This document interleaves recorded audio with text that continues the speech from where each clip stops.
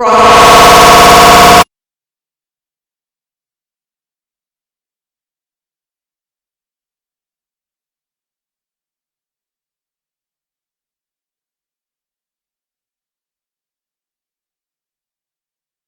program will come up throughout the day, and you will see that we are seeking to cover a range of different topics over the next 2 days. We will be beginning with a look at how we can embrace the digital age from a financial perspective, and then we will be talking a lot more about innovation and entrepreneurship from the digital perspective over today. So I thank you very much for those who are here in person, those who are joining us online. Please have a look at the program, check out the sessions, ensure you are prepared, and thank you again very much for being here.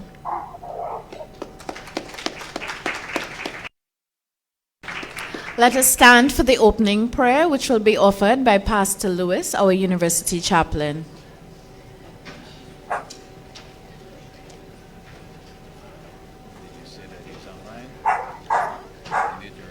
Shall we pray? Good morning, everybody. Shall we pray? Dear Heavenly Father, we thank you for this, another day on the land of the living.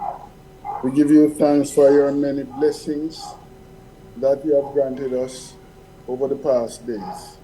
We are thinking about the digital time in which we live. Grant us your strength and grant us your understanding as how to execute these different researches that will be shared today. Thank you for your many, many blessings and your love towards us as a people. Grant us your peace, grant us your blessing. Bless all the activities that will take place here today. May your name be glorified in what we do. As we say thanks for your direction and thanks for your guidance in all that will be done today. And we pray that as a result of this, the UCC will be better off.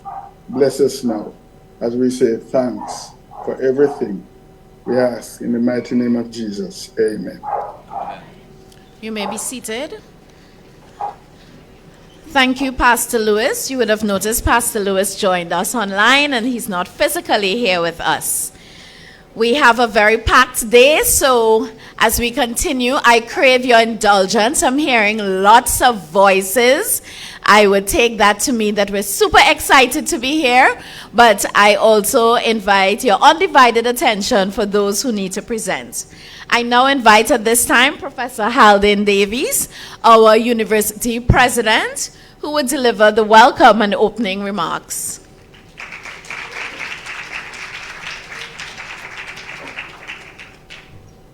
Thank you, Madam Chair. The Honorable Dr. Street Forest. You got that added title today. Okay. Provost, other members of Cabinet who are present here, Vice Provost Dawkins, Vice President Ray, and Vice President Tuokon. And if I may have missed anyone, VP Bloomfield, and anyone else that I may have missed, I humbly apologize. Other members of the university administration, colleagues, our students here at UCC present in the audience, and those who are listening online from our various campuses in Montego Bay, Mandeville, Maypin, and Ocho Rios. Good morning to all. I am truly honored to have this opportunity to be here in this audience today. It is a great day in Kingston, and an even greater day here at the University of the Commonwealth Caribbean, because it's an opportunity for us again to share with each other the many wonderful things that's happening here at UCC, and to be able to explore new and expanding opportunities for growth and development, not only here at this institution, but across Jamaica, around our region, and across the world. We truly believe that as we grow with each other, we afford each other the opportunity to learn as a part of our growth experiences. We know for sure that there are so many things that exist around us that take our attention away sometimes from our primary focus. But sometimes they are activities that will cause us to think and reflect on what we could do, what we can collectively put our resources toward in order to have a more meaningful and engaging life right here. Last week, I was traveling on assignment, meeting with a number of economic development colleagues from across the world, and we will be expanding the efforts of this university in the area of economic development very soon.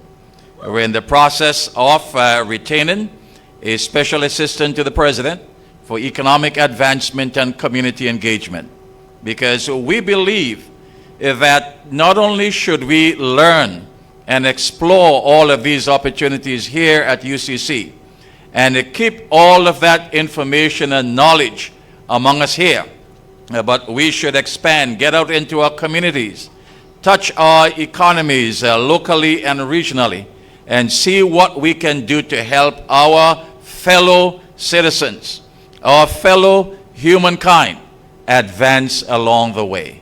And that is what it's all about with our commitment and our mission to this community here. I had the opportunity, along with the provost and other members of the faculty, just on Friday, of collaborating with the Montego Bay Chamber of Commerce and Industry to start work on a crime study, the impact of crime on the Montego Bay community. Not only the business community, but the many families who live there in that area. The matter of the tourists and other individuals who journey to that area. What is the impact that crime is really having on that community? And by extension, to extend that throughout all of Jamaica and see what we can do through our peace initiative, QDIS, Quelling Disputes, Igniting Solutions, for us to be able to collaborate with entities that already exist to do what we can to help each other along this very important path. You know, research is so important for us, and I'm so overjoyed to see so many of our students here today. I see you at times, I speak with many of you in the elevator, as I walk around the area here at the Kingston campus and other campuses. But it's always great when we can have communication.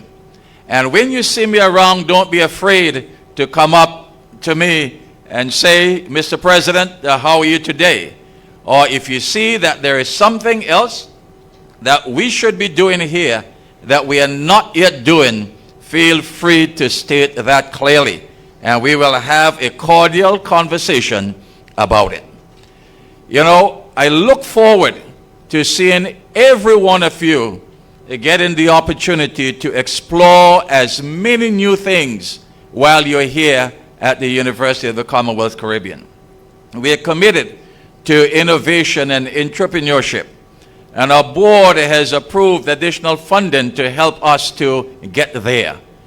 New labs are being constructed right now for greater discovery, and we'll be putting more into those areas. We'll be announcing soon some advancements at the library in the area of technology and other areas to help to advance the ways that we learn here and to help you dig more deeply into the knowledge that exists. When we think in terms of our economy here in Jamaica, in 2022, we imported about 6.5 billion US dollars in goods, and we exported a bare 1.5 billion dollars in goods. The last time we had a balance in trade was 1962, and we need to do more with the creativity that is within this room. that's on the platform to come up with new ideas as to how we could develop new products, new incentives, new opportunities to export to the rest of the world. And that's what we will be zeroing in on here at the University of the Commonwealth Caribbean.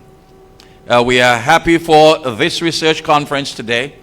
It is the 7th such research conference. Last night we had a formal initial opening and the launch of our journal, CJ. Did I say that right? Okay, good. All right. Well, you give me a round of applause? All right, so you'll be hearing much more about that, and each one of you should have received an electronic copy of that journal. I had the opportunity also looking at so many samples and display boards of research done by our students here at this university. And talking with some of those students last night as I reviewed along with others the outcomes of the research being done. And we look forward to you as our students, as a faculty, as a staff, as a wider community, for us to be as engaged as we could possibly be in this collective endeavor. I'm truly joyful to have the humble opportunity to sit on the stage with our esteemed guest speaker today. And I look forward to her presentation as she shares with us, as she inspires us, and as she gives us that push to be as focused as we can be, and to ensure that this whole matter of innovation, of technology, of entrepreneurship should be within our bones, within our blood, so that as we move forward in life together, we'll be making greater strides every day. So thank you very much again, and may this conference be an inspiring and engaging one. Thank you.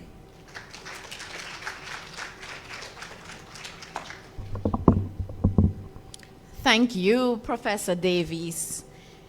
You know, when I walked in this morning and I met Dr. Street Forest for the first time, and we have the same name, it's Marlene. So I introduced myself and she said, "Oh, you're the chair for today." And I smiled and she said, "By the way, you don't need to read that entire profile." I said, "Oh, yes, I do. When you've worked as hard as this shows, I think it's very important, especially for our young people here, to see that it's okay to work hard and you will be recognized. And by the ending of this profile, you will see how much recognition she has. And that's why we are very honored to have you here today, Dr. Street Forest. Dr. Marlene Street Forest is the Managing Director of the Jamaica Stock Exchange, JSE, and director of both its subsidiaries. Her mandate is to continue the process of developing the JSE Group, and particularly the exchange, in an atmosphere of transparency and fairness, while utilizing appropriate technology in providing the greatest possible efficiencies to the markets. Dr. Street Forest has a wealth of experience, having worked in senior management positions at varying private and public sector organizations here in Jamaica and overseas.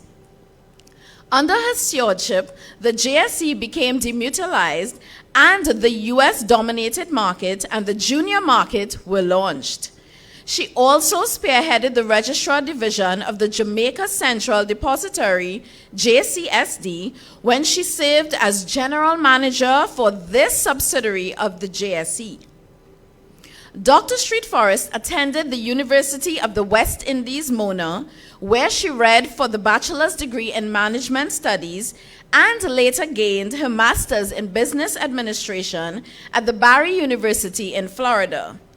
She is a certified business consultant and a member of the International Association of Professional Business Consultants. Dr. Street Forest stays current with issues that impact the market, such as cybersecurity, data protection, and enterprise risk management, and is trained in these areas. In 2016, Dr. Street Forest was conferred with the honor of the Order of Distinction in the rank of Commander in recognition of her outstanding leadership in the growth of the Jamaica Stock Exchange. In that same year, she also received the Afro Global Excellence Award for Global Impact from Canada for exhibiting great leadership, vision, integrity, and commitment to excellence. She was an Observer Business Leader nominee in 2017 and was also celebrated by the Institute for Gender and Development Studies at UWI as a woman pioneer.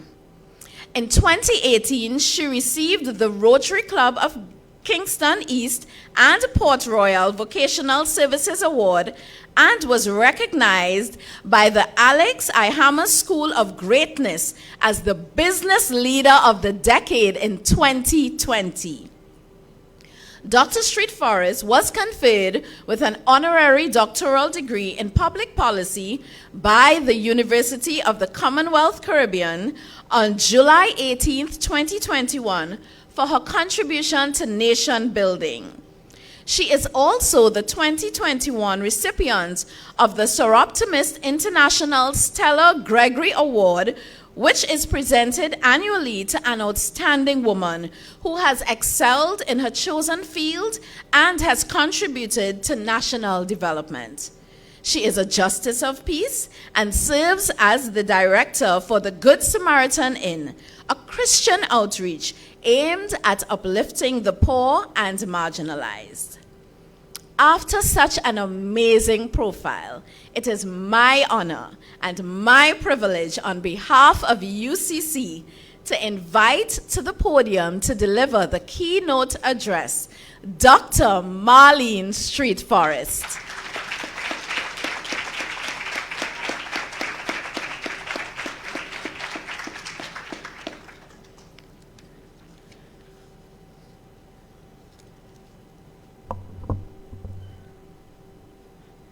You know, I think when you talk about the name Marlene, there might be a little bit of a disobedience there.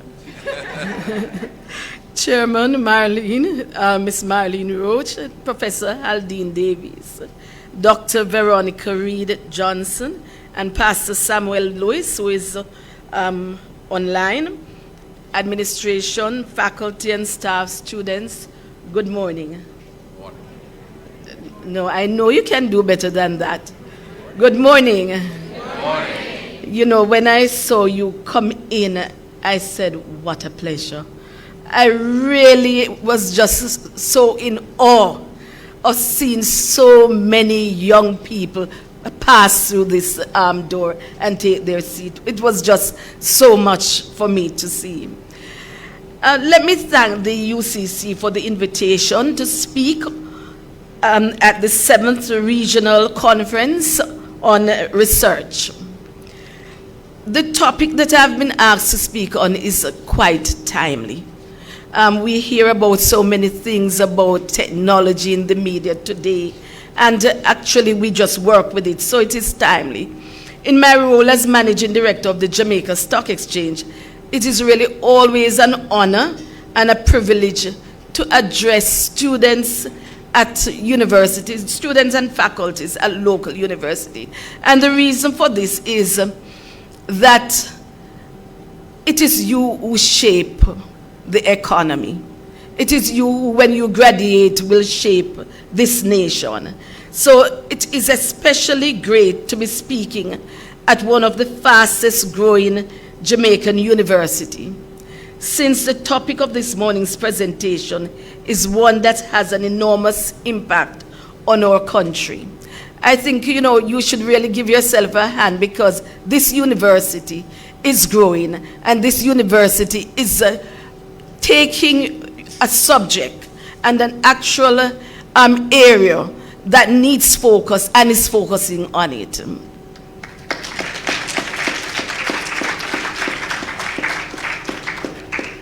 I'll be talking about the digital age, opportunities, challenges, and innovation it presents, and why, as all Jamaicans, we should be digital advocates. So that's important. We should be digital advocates. Every single one of you inside here this morning must be a digital advocate. I hope to impart to you the importance of making digital technology a focus in the classroom, in the workplace, and in government. We are a growing country, and we are well positioned to develop a competitive edge globally. That's what it is. We are small, but there is a competitive edge. Still, we can only do so and go as far as we are willing to embrace the digital age. As Richard Branson once said, in this digital age, it doesn't really matter if you are in the Canary Wharf or in the Caribbean. There are opportunities to be grasped by entrepreneurs. The opportunities to be grasped, however, are not only for entrepreneurs, they are for everyone. They are for professionals, professors, and students. They are for children, and yes, they are for our grandparents. They create a ripple effect by which all our society benefit. That is why every one of us, and not just entrepreneurs, should be excited about the digital age. Indeed, by embracing the digital age, we can make Jamaica a more competitive country and solve some of the most important problems. Professor Aldine Davis just spoke about the issue of crime. And with digital technology, there is many ways that we can solve for this. You know, even the electronic eyes that we see that are placed strategically, that's a part of digital technology. And so it is important that in this economy, we look at how we can place digital technology front and center to what we do.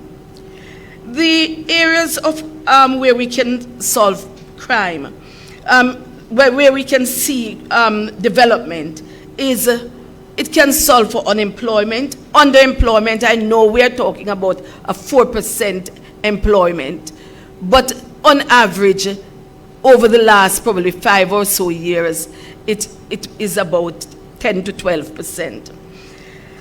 We can also solve the problem of migration. The digital age is what allows small nations like ours to grow and to be competitive on the world stage. So we talk about agriculture, we talk about all the other areas that we can look at in terms of being competitive. But where you don't have to plant, where that information is in the mind and can innovate, all of you can contribute to that digital age. To put things in perspective, let me tell you about 3 countries similar to ours economically that benefited from embracing the digital age. In Estonia, the government is actively involved in embracing the digital age, and the country has grown into an EU leader in terms of resident digital skill. Lithuania, since its government has been leaning into digital age, has become a leader in e-commerce. And finally, Czech Republic, where the government has supported the development of the country's digital economy by investing in infrastructure and education. Embracing the digital age has been the tool for catching up to Western economies. So you can see that these are countries that are small in size to ours, but has been able to embrace, and also in embracing, their economies have grown. But let me take you back home. The country I just cited are, after all, in close proximity to large European economies. As a small island nation in the Caribbean, why should we follow the footsteps of our Eastern European counterparts? For one thing, the opportunities that digital age has is too great not to follow. And for another, through the digital age, we can solve our most important and pressing problems. I want to just talk about Jamaica and the number of persons that are abroad. 50%, as you know, we always say it, 50% of Jamaicans are abroad. And the reason is what? What is the reason? Better opportunities. And people are still going. We read it and we get very uncomfortable about it. When our teachers go, our doctors go, they are trained and they go. But if we pursue a digital path, many of our students here can be here in Jamaica and actually work in Jamaica and work for persons overseas. You know that, right? And get that hard currency. You talk about inflow of foreign currency. Believe you me, we can get it. And we don't have to take a foot or a plane overseas if we don't want to. And that's the opportunity that we have. And also what it will do is stem the number of persons going, the brain drain that we are having, and we have to stem that. So obviously, we need to get involved. We need to create that culture of embracing the digital age. Jamaica is growing and improving, no doubt, but there is still much work to be done. And so we must embrace the digital age. Just what if we could, through technology, even encourage those that are there to come back home? The brightest minds that have left Jamaica. Wouldn't that be something else? Right. We would see a growing Jamaica, a really flourishing Jamaica. Before we explore the opportunities, challenges, and innovations, let me first define the digital age so we can be on the same page. By now, we have taken for granted the fact that the internet, personal computers, and smartphones are all a part of the digital age. The digital age, however, goes much further and includes a wider range of technology that fundamentally change the way we work, live, and interact. Pastor just gave us that blessing online, right? And I was just talking about online and saying that apparently we're going to be getting a little burned out from that. You know, remote sometimes is too remote. So obviously we have to blend what we do. These technologies that we are talking about are becoming essential instruments in modern society, aiding us in everything from decision making to market analysis. Hard to do that with a lot of people. But when you embrace technology, you are able to do much quicker analysis. They either automate, replace, or create processes that helps us in all our lives. With new technologies, there will always be disruptions. Many times, let me see the hands of those who just are afraid of what is coming, or, you know, the digital age. I know I'm not going to, let me see those hands who are afraid of, you know, just embracing the digital age. Not many, and I know why it's not many, because you have fertile minds. You are young, and that is what is important today, is that we are seeing you as young people that will lead the way. We expect you to lead the way. And we do not only expect you to lead the way, we expect that whereas we mentor you, and as older people mentor you, there will be a reverse mentorship, that you will mentor us as well. in terms of that digital age. Get us there. So the reverse mentorship is important. So whereas we are going to have technologies and companies will face the hurdle of technologies, we must embrace it. Only those companies that accept the new normal will survive and thrive. I'm going to repeat that.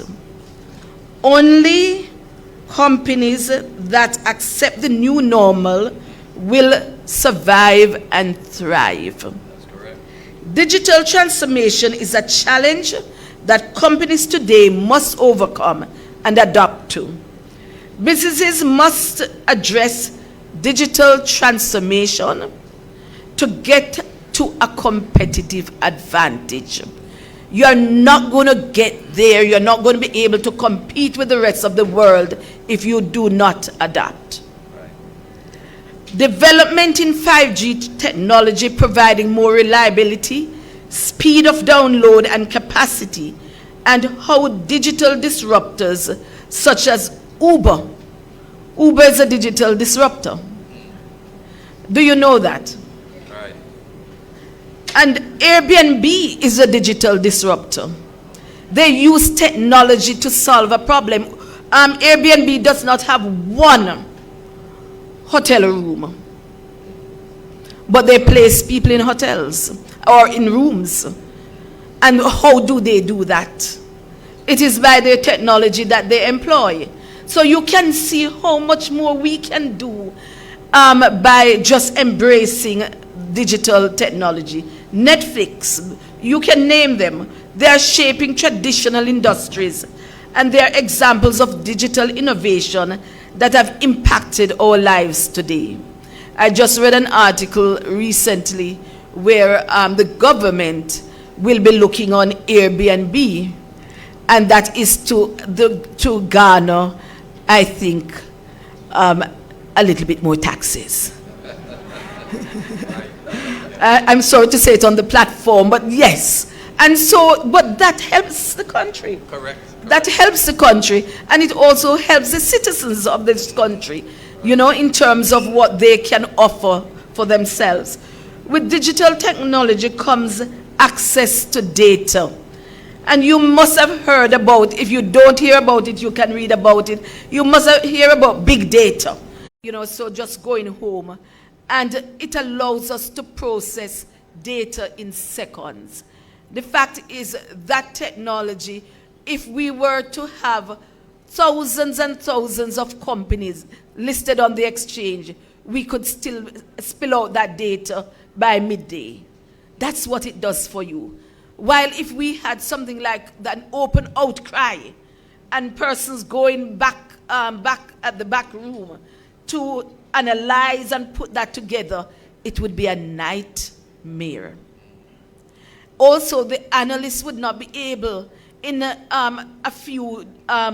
day to analyze those companies and provide you investors with information as to what is happening with a company, how they should invest, etc. Artificial intelligence, meanwhile, amplifies our ability to make informed decisions. That's what we need. How do you make informed decisions? With artificial intelligence, we can teach machines, and sometimes people are scared of this, how to perform tasks, and the machines keep learning by itself if we feed it with data points. So it's iterative. And that's important. But you are still going to need human beings. So we ought not to be afraid of that technology. You are still, what it is, it creates new and diverse jobs for individuals. We can now use AI to generate text, images, and financial models. The uses are endless. At the Jamaica Stock Exchange, we believe that we have effectively harnessed digital technology to benefit our financial sector. But naturally, the process continues. You know, with the digital technology, you have to be looking at how you protect data, data protection, and even now we have legislation in relation to data protection. Yes, exactly. And every company now will have to register with the data commissioner by December 1 and speak to how do you protect data. Again, that is an opportunity in terms of jobs for you all when you leave. Data compliance officers. That's a job. Right? It's so wide. It's so varied. The other thing is, as I said, when I talk about the Jamaica Stock Exchange and its use of digital technology to improve processes and efficiencies, we still have where we are going to have to look at cybersecurity. That's another job.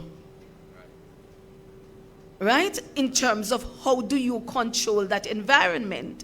How many layers of protection that you will have to have in order for you not to be attacked? Penetration testing, all of those things, those are jobs. Those are a lot of jobs I see being created by this digital technology. Yes, there are challenges, but certainly there are opportunities. We have used the digital the technology to transfer our IT infrastructure using virtualization to reduce infrastructure costs and allowing for scaling of capacity based on demand. It has enabled us to have proper business continuity planning where we have hot site so that in the event something goes down, it is replicated. We don't stop. Our business is not stopped, right? I see we just had this, this is not a hot site, but it's a backup. And that is part of what we do, which would allow quick recovery of systems with minimal downtime in trading operation and real-time data replication. We have seen massive innovations globally in how trades are processed since the advent of digital age. It is evident that the digital revolution is transforming the world of money and stock exchanges. It really is transforming that. First, direct market access. You can access, first time, how you access other companies to invest in. Difficult, almost impossible. Now, via direct market access, you can do that. You can access companies anywhere in the world. So it's revolutionizing how we invest, and it allows investors to bypass third-party persons when investing in the stock market.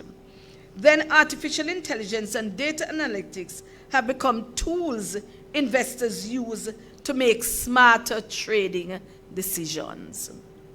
It goes without saying that the world of finance was greatly disrupted by the digital age. It's a disruption. It's different from what you were accustomed to. But you can see the advantages. And this leads us back to embracing the digital age here in Jamaica, and that it is so important to global competitiveness. So it is another, I would say, another industry. We talk about agriculture, we talk about mining, we talk about other areas, but why don't we say it's another industry? It's another industry. Even with a smaller market capitalization than those of larger economies, the Jamaica Stock Exchange is one of the best performing exchanges in the world.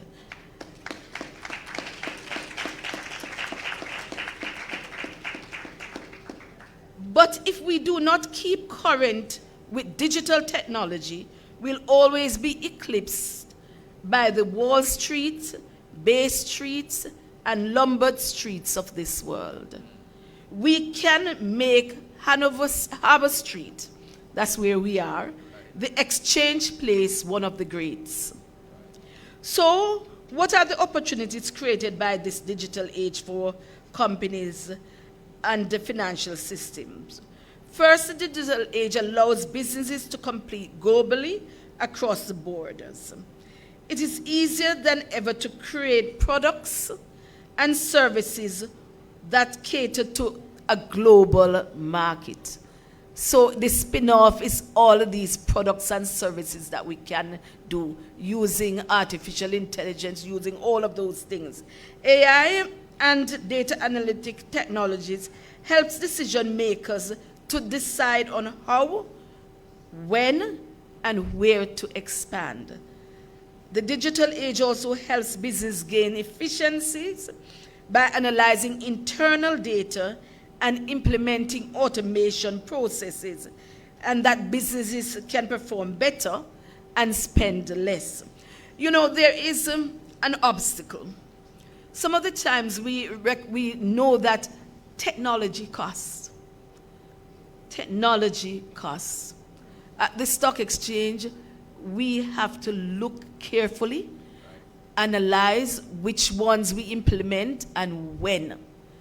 It costs, but the return on investment is very important. It gives you that return on investment that is more than the cost. But how do you overcome that obstacle of cost? Businesses overcome that obstacle of cost. You can always raise money from the market. I have to put in that plug. You can always raise money from the market, and one of that, the capital that you raise is going to be for technology. It is going to be for you to hire skilled staff and implement innovative technology. Yes, the digital age brings a web of complex problems. However, as I say, that with these complex problems are opportunities. Even the opportunities for us to work together, because sometimes we don't like to work together. We have to work together in order to build out the opportunities. You know, it is not in my presentation, but I must talk about ethics. Professor Aldine, we have to talk about ethics, because it seemed to me as if when we have the digital age, there's more question about ethics. And this university will have to build that in to the curriculum when we speak about digital age. Yes. It was not there, but the Spirit said to me, I must talk about ethics, right? So I've just spoken about it. When we choose to face challenges head on and to pursue the opportunities of digital age, we can create innovation.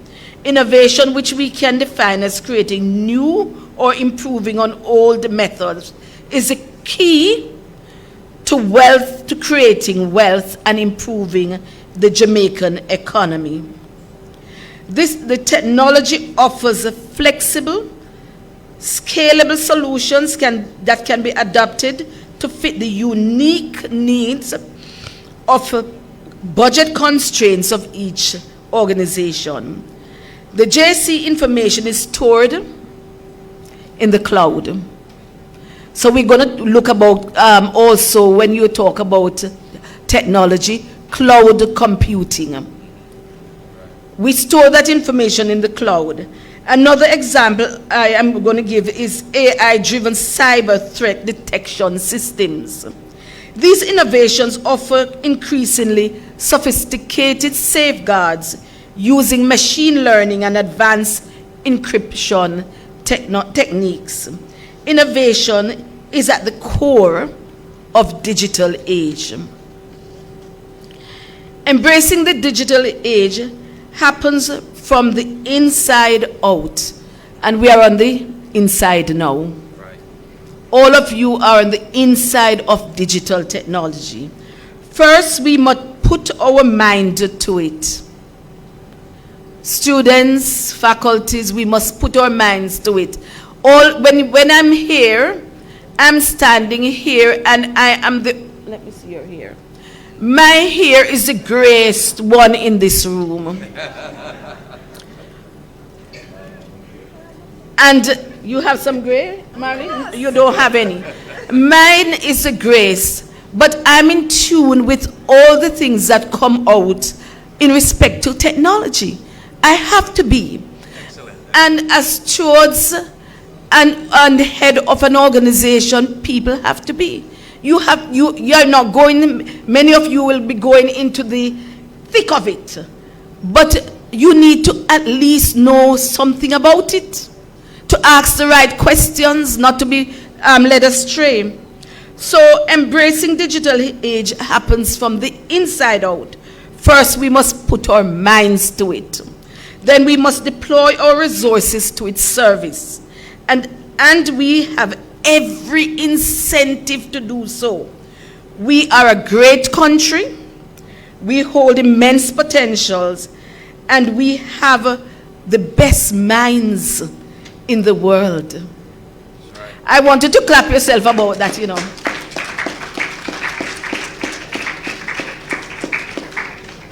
We're not fool. We have the best minds in the world, bad and good. Excellent minds. Something happens here in Jamaica. Right. So we have to put our minds to this, which is going to get us into a rich economy. Small country, but spilling out good goods. Yeah? Mm-hmm. So performance, we are not only going to base our performance on how the index of the stock exchange work, but we're going to base our performance on how we are able to provide global services. Professor Haldane, you spoke about the balance of payment. You spoke about the ratio of what we import to what we export. You said it, and I listened. And I say that embracing digital technology can help us to narrow the gap in terms of the product services that we have to offer overseas. We have a stock of strong, fine minds here today. We have exactly what it takes to become digital leaders. I want to repeat that. We have exactly what it takes to become digital leaders. We only need to have the will to do so. My ask as I end the presentation is simple. Become a digital advocate. All through my presentation, I'm speaking about advocacy. Become a digital advocate. Wherever you go, whenever you have a say, champion digital adoption to develop the Jamaican economy. Whether it be at school here, university, at work, or in your careers. Whether you are a professional or business person, politician, champion digital adoption, because it is how Jamaica will grow into the best country that it can be, or, if not, be left behind. My other ask is that you seek to learn, this is an institution, and develop skills surrounding new technology. The embedding of culture, of the digital culture, in every university, every government office, and every organization is what we should strive as Jamaicans to do.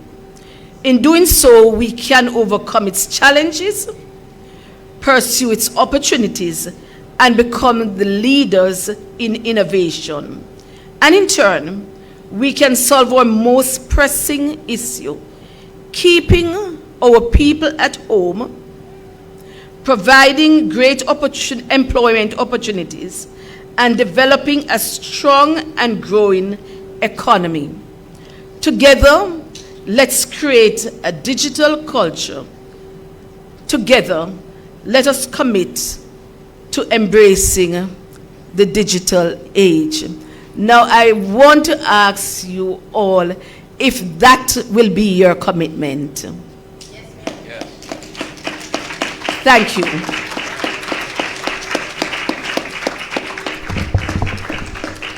Thank you so much, Dr. Street Forest.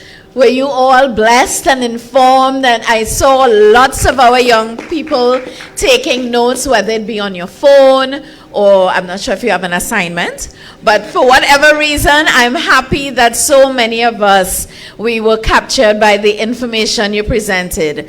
So at this time, we have a very short question and answer segment. Oh, a hand is already up. I was sitting there thinking maybe I should start the ball rolling and think of a question. But do we have a mic? Can we get a mic at hand so that we can take a couple of questions? Just remember to keep it very short and brief so that we can capture as many people need to. Yes, please stand. Thank you. Stand and say their name. And you can introduce yourself, say your full name, and if you want, you can say the program that you enrolled in here.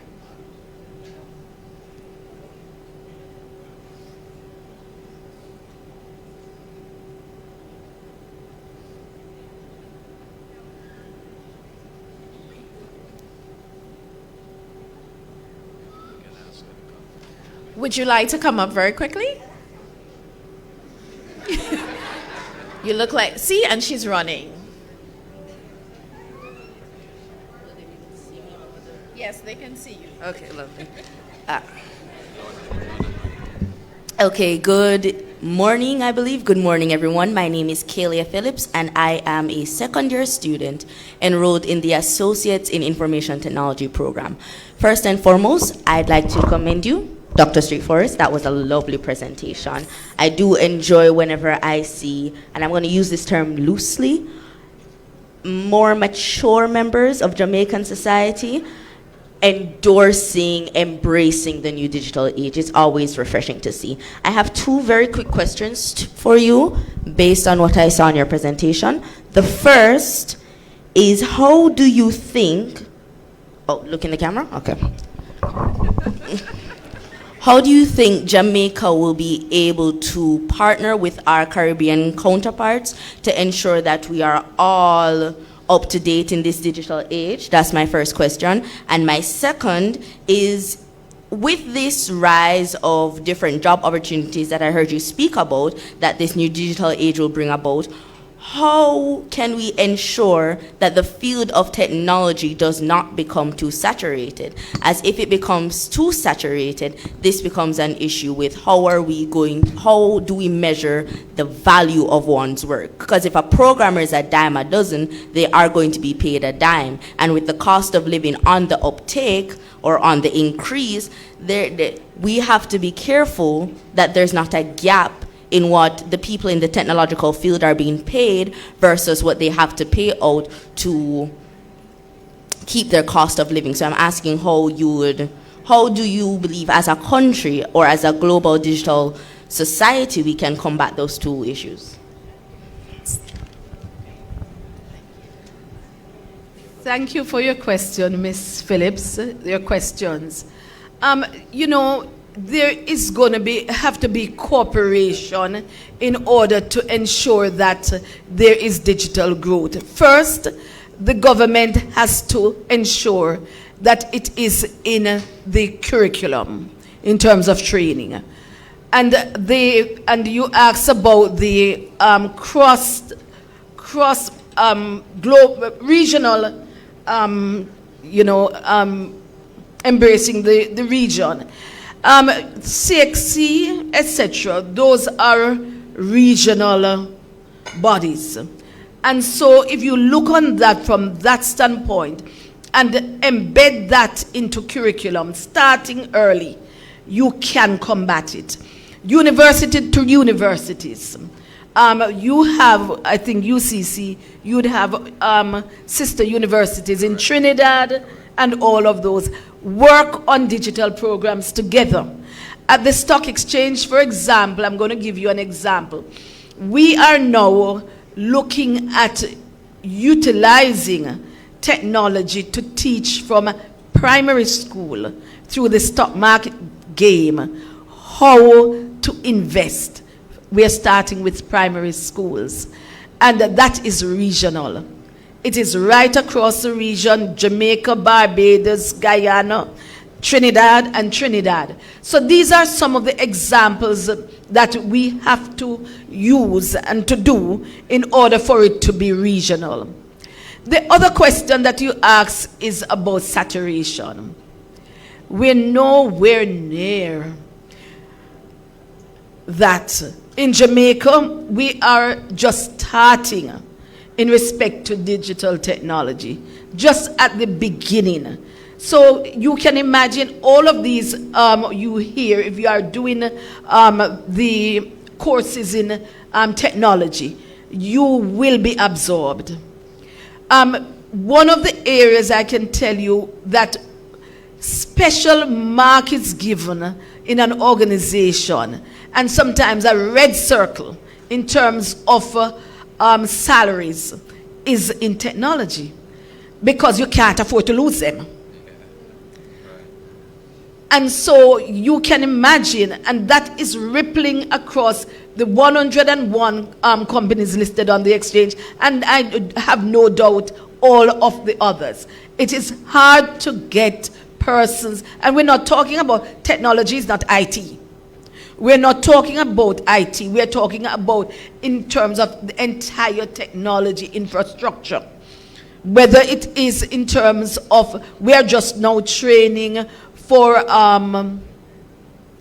Michelle's position there, compliance in technology, etc. So, as I said before, Jamaica is not unique to just being at the beginning. There are so many other countries. So you are going to train also for export.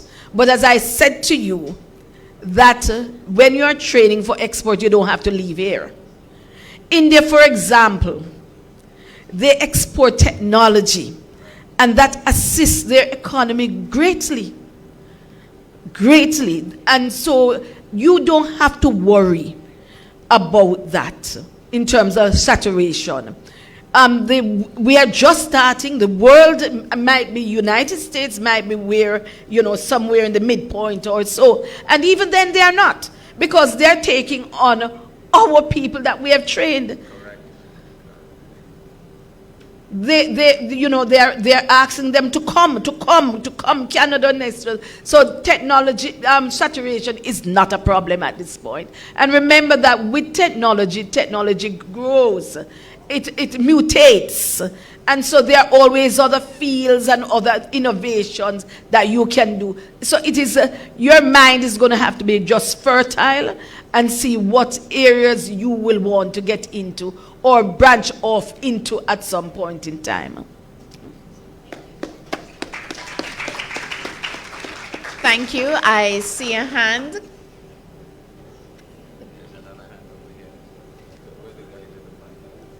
We'll take Mr. Fitton. And there was one more hand.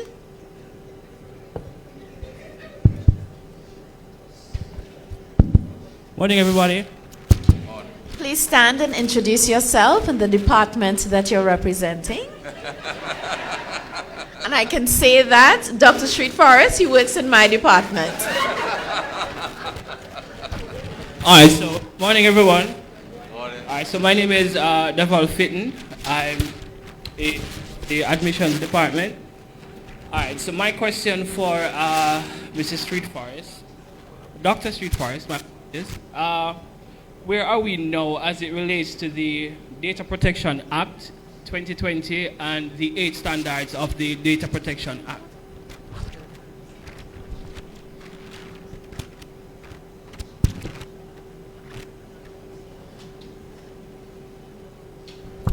Yeah, the mic.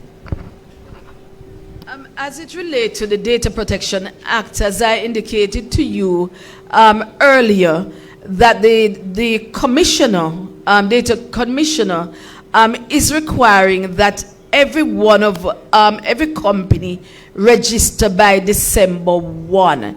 It simply means that companies will now have to be at the point of trying to ensure that they are ready for registration by December 1. Yes, December 1 this year. You must be registered. So, pardon me? They will have to have the DPO in place. They will also have to have their risk registers in place in order to ensure that they are compliant with the regulations. They will also have to be looking at their third-party agreements to ensure that that part of it is done, because the commissioner will be looking on all of these various areas. Right? Your compliance officer, etc., that is necessary in terms of the protecting the data. How the data is stored, if you are, I don't want to go into all the detail here, but all of that will have to be in place in the organization. There is a checklist, and you can go online and you can see it, but there has to be the development and have especially the DPO, the data protection officer, in place by December 1 to allow for registration, by November 30 to allow for registration December 1.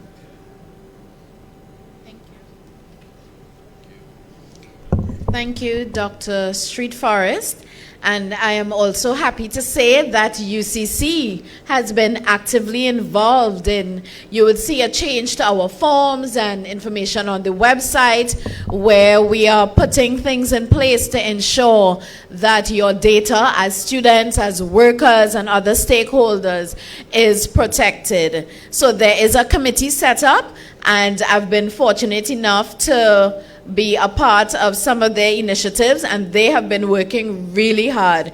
So I think it also comes down to personal responsibility. As an employee or student, we're all part of this institution, and if you see something that maybe goes against what the Act asks us to abide by, then come in, speak up, find a faculty member, your dean, a vice president, or even our most pleasant and welcoming president. I am sure we will all be happy to engage in that discussion. I am willing to take one more question, but we must wrap up this session. Do we have any other hands? One more, okay, and she will be our final question. So you can stand and introduce yourself and then proceed with your question. Hello, good morning, Dr. Street Forest and everyone. My name is Natalia Burton. I'm a second-year social work student.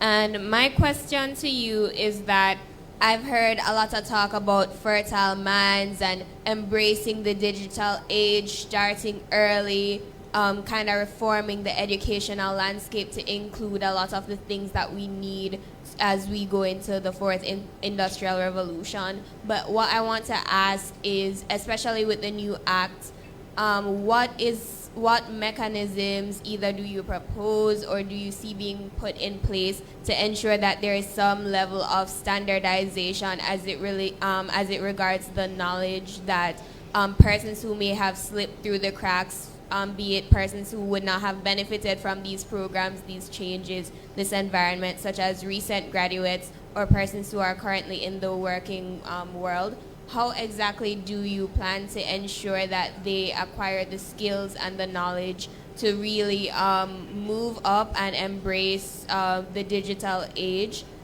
Because I see in some fields there are persons who are struggling to go digital. They're still storing files, and there's a lot to be learned. So really, what investments in training across the island or mechanisms do you propose or see being put in place to ensure that everyone is on the same page and not just youth?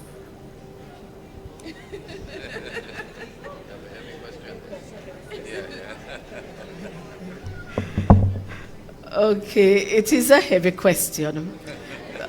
Because what you're asking is how we are going to ensure that no one is left behind. Correct. And so we have to look at all the avenues for training. For example, we have the e-campus of the Jamaica Stock Exchange. I have to give it a plug. And it does provide training courses, and on that your university does do that, right, as well. And what, as I said in my presentation, it is going to take government policy. With countries like Estonia, it was a government-driven initiative that all schools must have this in their curriculum from inception.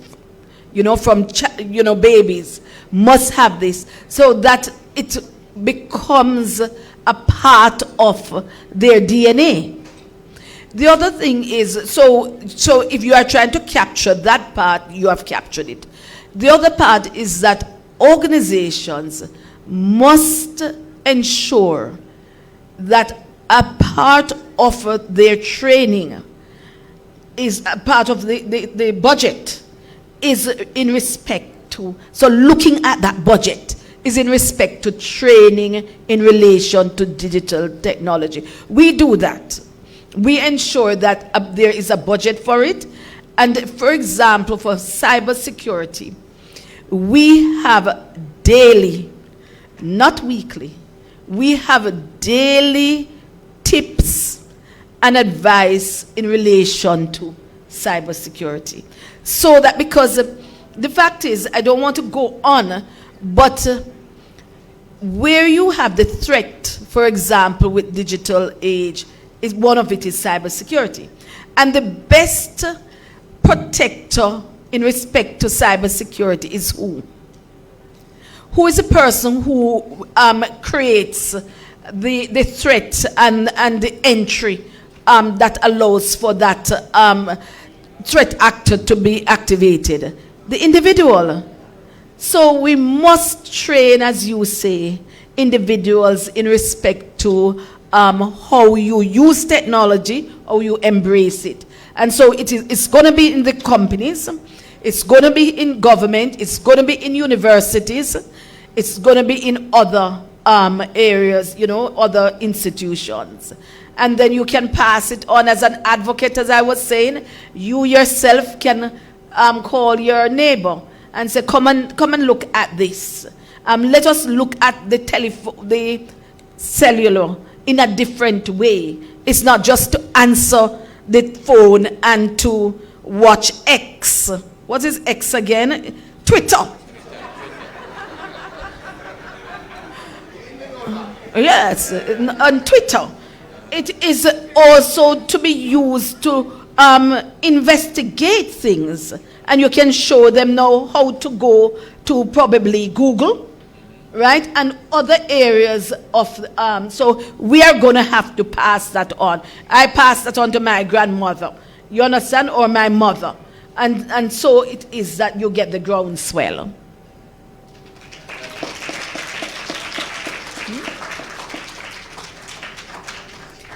Thank you so much, Dr. Street Forest. I think I can sit here for the entire day and not do any work, but just listen to you speak. Thank you very much again for your rapt attention. I quickly move to our research spotlight on the undergraduate students, and I invite Dr. Peter Naja, HOD in the School of Mathematics, Science, and Technology. Please give him a warm welcome.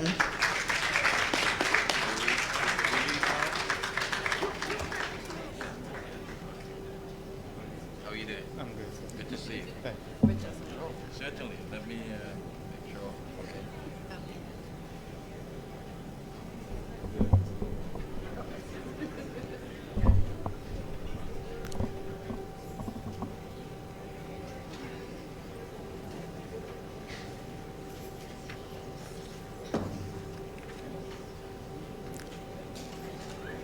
Good morning, Madam Provost, Dr. Sheila Paul, Professor, I'm sorry.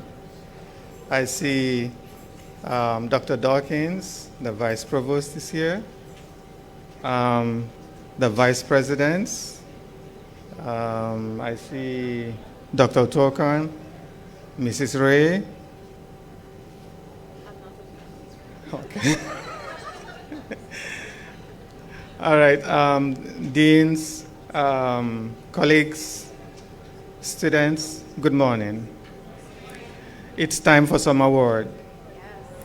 Before I call the winners, I just want you to know that these awards are given to students who have done some research, some quality research, and have come out as the top 3 research out of about 45. So the first round of screening admits only 10 pieces of works. The second round is vetted by about 7 independent judges, and only 3 will qualify. Now, nobody knows those who qualified except me. Yeah.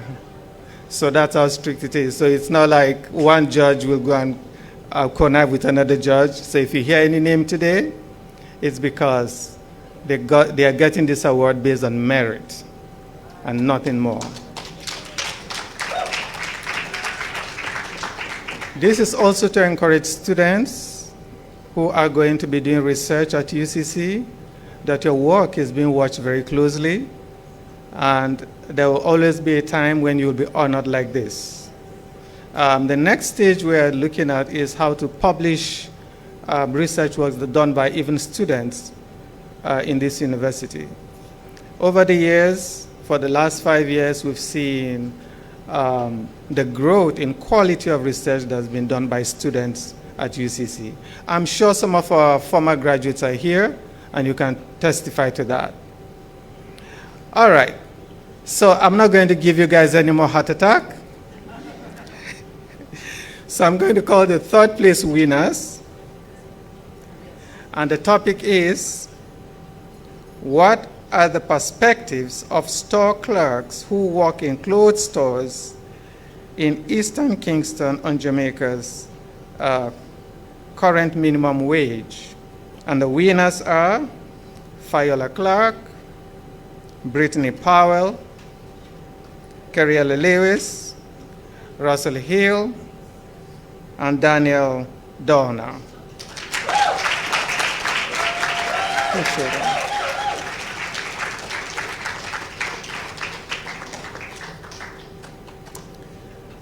Second place winners. Okay.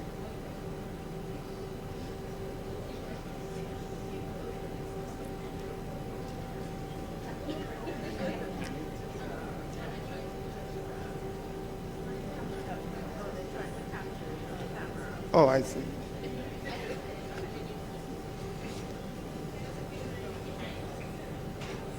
Is that good?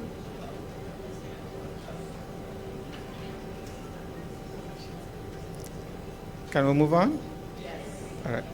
Second place winners. The topic of their work is tuition adjustment and the financial sustainability of students at the University of the Commonwealth Caribbean. Is that a good topic?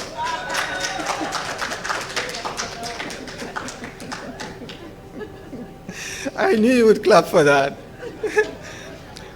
So the winners are Kevin Facey, Sylvia Hebert, Nicola James, and Georgina White.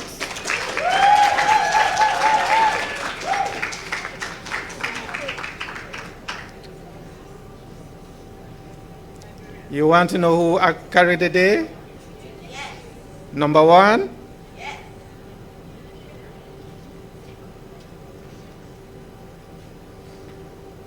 The topic is exploring the effects of internal control on fraud detection and prevention among commercial banks in Jamaica.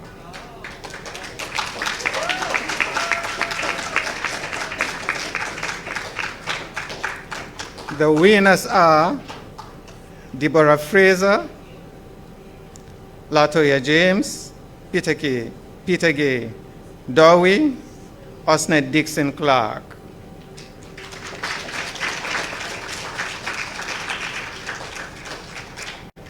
So my job is done. I wish you all a very fruitful research process here at UCC, and I wish you all the best. Thank you. Thank you, Dr. Naja. I now invite Dr. Susan Otuokon, Vice President for Institutional Advancement and the Executive Director of the UCC Foundation, to make a presentation and then present us with the closing remarks for this morning.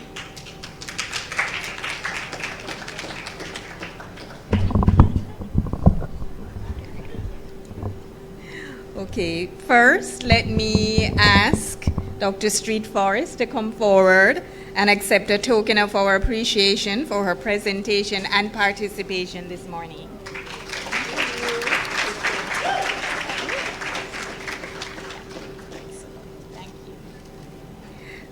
Thank you all in person and online for attending the opening session of the UCC's 7th Annual Research Conference, Embracing the Digital Age: Opportunities, Challenges, and Innovation.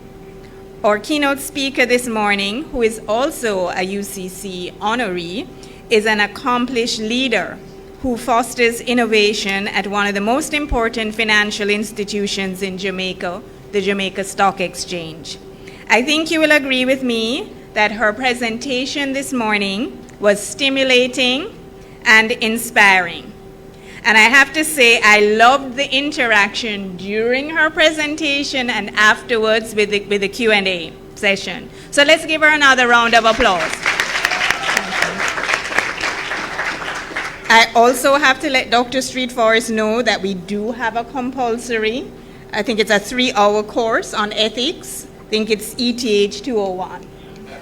So, and we're constantly upgrading and improving because, boy, there are so many things that people are thinking nowadays are just, you know, not unethical. And we had a very interesting workshop with Dr. Gardner about integrity. And she was explaining that some of her research is showing that people just don't even realize that some of the things they're doing are just inappropriate, wrong, and so we have to be teaching ethics. So thank you again so much. We really appreciated the time that you spent with us and the wisdom and knowledge you shared. And then special thanks in closing to Professor Davies for the welcome, Ms. Marlene Roach for so ably chairing the session this morning, and to Dr. Veronica Reed-Johnson and her team for hosting the conference. Thank you so much, everyone. And I invite you to go up to room 201 to view the posters and some other exhibits from our students. Thank you so much, and we will gather later on at 12 o'clock. We'll be back here again for some of the remaining sessions for the days. Thank you.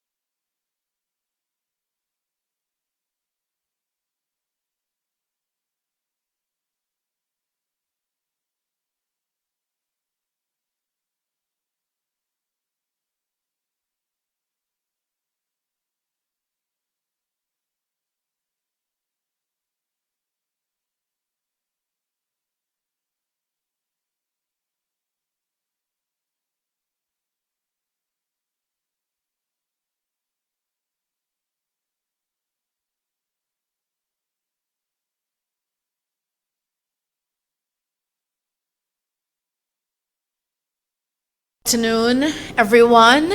I hope we've all been fed and nourished, and we're ready to begin our afternoon session. To start us off, I would like to invite Marcella Reed. She's joining us virtually. Marcella Reed is the Student Council Vice President, and she would be bringing the student welcome for this afternoon session.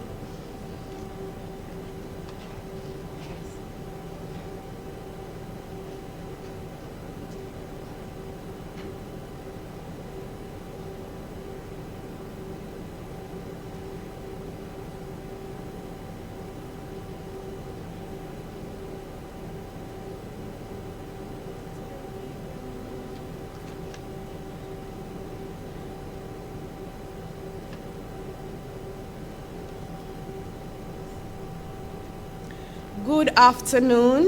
While we wait for Marcella to come online, I would just like to introduce our first presenter. So my name is Dr. Veronica Reed Johnston. I'm going to be the moderator for this session where we discuss innovation and entrepreneurship. We're going to be beginning with one of our staff at the University of the Commonwealth Caribbean, who is Mr. Michael Gordon. He's our Director of Innovations, and he will be giving us a practitioner's perspective on venture capital in the Jamaican financial industry. Thank you. Good afternoon, everyone. My name is Michael Gordon, Director of Innovations here at UCC. As Dr. Reed said, we're doing a presentation on venture capitalism in the Jamaican financial industry.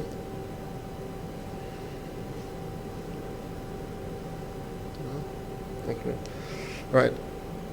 So what is venture capitalism? So venture capitalism is a form of financing where investors provide cash to early stage startups.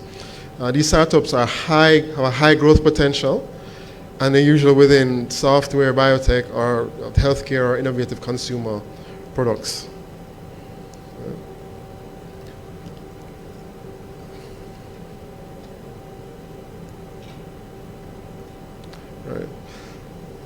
Venture capital is usually attracted to the possibility of 1,000 times return on investment. Right? They're usually experts in a domain, so they're very capable of identifying the risks surrounding a startup, as well as the opportunities provided by that startup.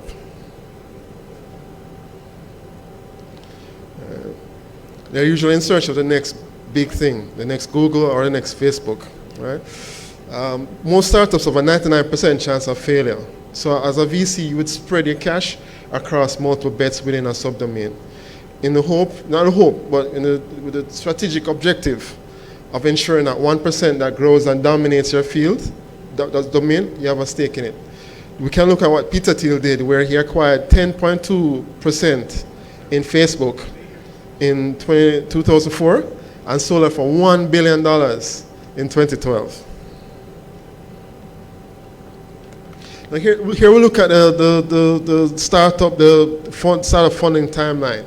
As most startups, you start with your personal savings, the cash in the bank, cash under your bed, wherever you can get it.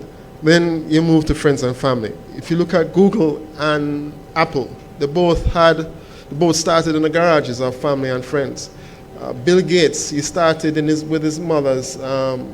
His mother gave him some support when he got started. And even at UCC, we have students who started their businesses using, one student that started a bakery business using stoves and fridges from their mother's company. Right? And then you move to crowdfunding, where you can GoFundMe, Kickstarter, where you can go into the field and get funds from several people who are interested in the idea or maybe just want to back you. You can look at Elon Musk, where he sold 20,000 flamethrowers to finance the Boring Company. Right? The flamethrower have no use. He was supposed to kill zombies. But everybody like Elon Musk, and they all had the ideas and wanted to give him some cash. Right? And he used that cash to build a lot of great companies. Then you move on to angel investment. These are people who believe in the idea, and they're usually industry professionals, and they want to help you move forward. So they give you some micro investments. After that stage, now we get into venture capital. This is where they start giving real cash to grow and become a serious business. Right. At the pre-seed stage, we have a proof of concept. Here you need cash for hiring, and then go to Series A. Here you're starting to grow your revenue. Right. Here you're developing operations, you're building your branding and your marketing. At Series B, you're looking to grow, right? You're taking on market share. I might even start buying other businesses. Right? At Series C, you start expanding. So, it's a UCC, and they're starting to go abroad. They're starting to big projects. It's a very mature business, right? With a large staff count. Right? All right. What's the structure of a venture capital? So a venture capital fund is a finite fund, right? Maybe 10 years, and it's a partnership. Legally, it's structured as a partnership. And you have your general partners who own and operate the fund, or who may outsource the management of the fund to a fund manager. And then the other components of the partnership are limited partners. These partners be like insurance companies, banks, and multilaterals, or high net worth individuals. You might have a bank like Santander who invests in several fintechs with the objective of displacing risk and innovation to a third party. Right? These investors, limited partners, will provide cash to the venture capital fund over a period of time. So you have these capital calls where they might drop, so promise you 100 mil, but every few years they give you a small portion of that for several years. Right, here we have a diagram of the general breakdown where you have the general partner and the fund managers, and then the various limited partner and investors. On the funds from the venture capital fund are invested into smaller, high growth potential startups. Now, the fund managers are technical people, right? So they operate the fund. They design the various instruments, the loans, the bonds, the various structured debt and equity instruments, right? And they select the startups for investment, and they're usually paid by 2% of the fund. So if you have a $100 million fund, they might get 2 mil out of that, as well as they get a percentage of capital gains. The capital gains refers to the cash or the value of the startups or the portfolio over a period of time. If you go back to Peter Thiel, he started with 10% at $500,000 and grew that to $1 billion in 8 years. So as a fund manager, you get a portion of those capital gains. Right? All right. All right. All right. This portfolio. The portfolio is a collection of startups in one or more industry. Right. Usually the VC will invest small amounts of the same size into several of these startups in exchange for shares. At this point, the VCs now has a vested interest in the success of the startup. The VC, being an industry expert, he knows the issues that are being faced by the industry, and he knows the opportunities provided by the innovation of the startup. And he is capable of carrying that startup to the right industry partner, opening the right doors, getting the right cash, and getting the right revenue opportunities. All right? So he sees the startup, he knows where we can go, and he knows how to get it there. Right? At which point, after 6 years or so, he will exit that startup either through sale to another VC or another private equity fund, or merger and acquisition into a larger firm. Again, going back to Santander, they invest in several fintechs. After these fintechs get to a mature state, they then buy them and incorporate them into their operations. Right? Some VCs go all the way to IPO, sort of like Facebook, they IPO'd on the US stock market. All right. Now, venture capitalism is very important to the growth of an economy, especially our economy, where we have so many problems. I mean, a common saying that we have is the struggle, right, and the suffering. It's like something we say every day, right? So we have tons of opportunities, right, and tons of opportunities for people to come up with innovations, and tons of innovations to finance, and tons of innovations that can become the next big thing, right? So we need these venture capital firms in order to generate the jobs and to generate the high-value products and to improve the quality of life of all our people. All right, currently, the financial industry is structured or composed of banks, credit unions, about 300 microfinance firms, several stockbrokers, a few payment systems, and about 2 or 3 insurance companies. All right, so there's an opportunity or space in the market for venture capitalism. The DBJ has their VC project, and they're building an ecosystem to support venture capitalism. They have about 10 fund managers that can support a VC firm or seeking to start their own venture capital firms. With the objective, of course, of increasing the pipeline of startups that can IPO, right? And once the IPO, that's where all of us share in the wealth. Everybody can buy some stocks, watch those stocks move from $1 to $10. A lot of people who keep stocks for 10, 20 years and retire from the savings from the stocks. So if we have a large pool of venture capitalists, as much as we have banks and microfinance firms, there are several, and the large scale of problems that we have, and large opportunities for investable innovations, we can see our ability to distribute wealth to a large amount of our population. Right? So the purpose of VC, as I say, is to finance disruptive innovations. Right? All right, so the resources are available. Right now, the DBJ has a grant, as well as the IDB, and there are multiple multilateral firms, such as the British International Investment Agency and the International Financial Corporation, who are willing to provide liquidity in local markets. All right, they wish to put cash in bank accounts. They're willing to finance the creation of VC firms, essentially invest in venture capital funds. The objective being to provide developing economies with the technical resources and capabilities to finance innovations. All right, so we were talking about you moving from development aid to direct foreign investment. All right? Right, and there are several fund managers, I would say, who are licensed to provide the technical assistance. Additionally, I have several professionals such as Pricewaterhouse, KPMG, and Deloitte who are capable of providing the technical resources that you need.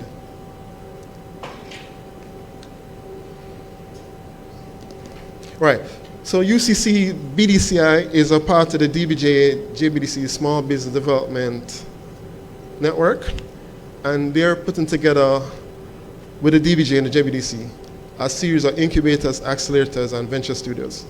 The point of this is to take all our ideas and turn them into structured startups. All right. Additionally, there will be a series or another pipeline of angel investors who can provide micro investments into these startups. As well as where Kingston Beta and other entities are providing what we call collision events, where VCs can meet up with these startups who are being prepped, ready, and are investable. Right? So in terms of cash, the cash is there. And in terms of the raw materials for investment, that will also be there. Right. In terms of knowledge, UCC, corporate education, teaches the FSC's financial securities course, which is necessary for financial professionals to practice legally in Jamaica. Additionally, we have partners such as Growth Perspectives, which provide access to the Canadian securities course, which gives you license to provide services in Canada, which means you can have a VC fund that can raise money in Canada or sell financial services in Canada. UCC is also a partner of Founders Institute, which has their venture capital lab. So Founders Institute is an accelerator started by startups, by founders themselves.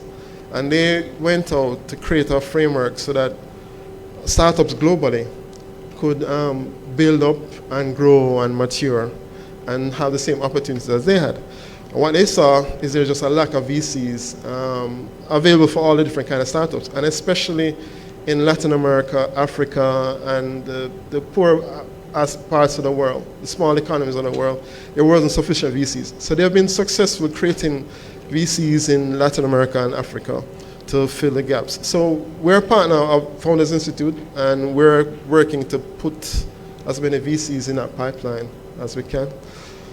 Right? Additionally, the DBJ has several venture capital courses and workshops. Right now, and there endeth my presentation.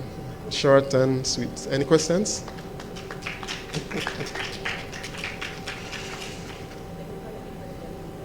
Okay.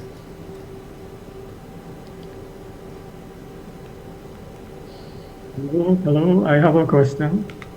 Question? Yeah. Yes, Dr. Reed, I have a question. Go ahead, Are Dr. you, Ramsaru. I'm barely hearing you, but okay, let me try. Good day, Mr. Gordon. How are you today? We're good. We're very good. How are you, sir? That's great. Okay, so I listened to your contribution, and it's not in my ear. It sounded interesting. But I just have two questions, which maybe you can help me with. What question are you trying to answer? What is your problem statement? Because I didn't quite catch what it is you're trying to answer there. Well, it's a practitioner's perspective. We're trying to essentially outline to individuals interested and capable of the opportunities for venture capital in Jamaica, essentially. So it's a dissemination of information. Yes, sir. Yes. Basically. So then you would not be contributing to the increase of knowledge in this area.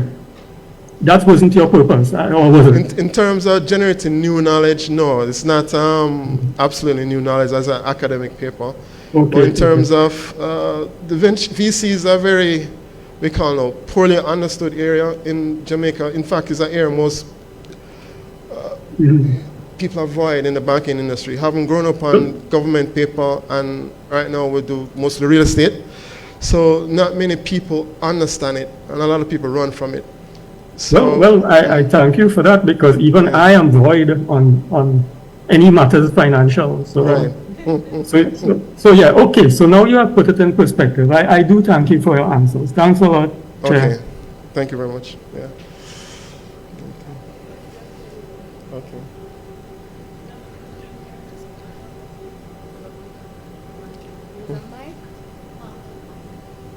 Oh, okay. Thank you. Hi, I'm Claudine Coley. I wanted to know, I understand VCs, and I wanted to know, is this program or what you just spoke about, is it for individuals who would like to gain access to the funds, or is it just for individuals who would like to gain knowledge on becoming a VC or getting the information on how this really works, or is it twofold? Well, our objective is to generate as many VCs as we can. So if you are interested in becoming a VC, you can come forward to the Innovation Center. You can talk to that lovely lady there with Mrs. Hussey. She works with us at the BDCI. We'll help you get structured, we'll help you get the fund managers, help you get the funds, help you get the fund administration, KPMG and so forth. We have one entity working with right now that we're building out, and we're able to build out a few others. We've recommended one local private equity firm to VC Lab, and they completed the program, and they're going about building out their VC firm right now. So yeah, we're looking for people to create venture capital programs, but if you're interested in getting funding, we can also help you get access to VCs. Yeah. All right, then, no problem. Yes. So what I had wanted to ask you is, why didn't you touch on what it is that the VCs want from these entrepreneurs? Well, right, we did. All right, so what VCs want from these entrepreneurs is they want high growth startups. So if you look like a software startup, which we have these wonderful students here, the youthful, the bright, highly intelligent, well-trained from UCC. They come up with an idea, and they build a tech startup. A tech startup is one of the easiest and most scalable because it costs like what, $10 a month to run on Amazon, and a billion people can use it. So that's a highly scalable and a high growth potential startups.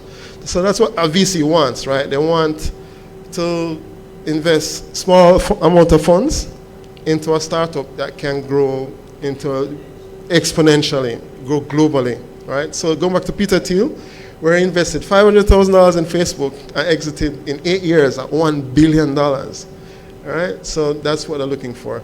So to be, I know what you're asking, right? They're looking for registered firms, so a firm has to be registered, right? You can't invest in a person, you have to invest in a firm. You have to be able to buy shares in a limited liability firm, right? That's one.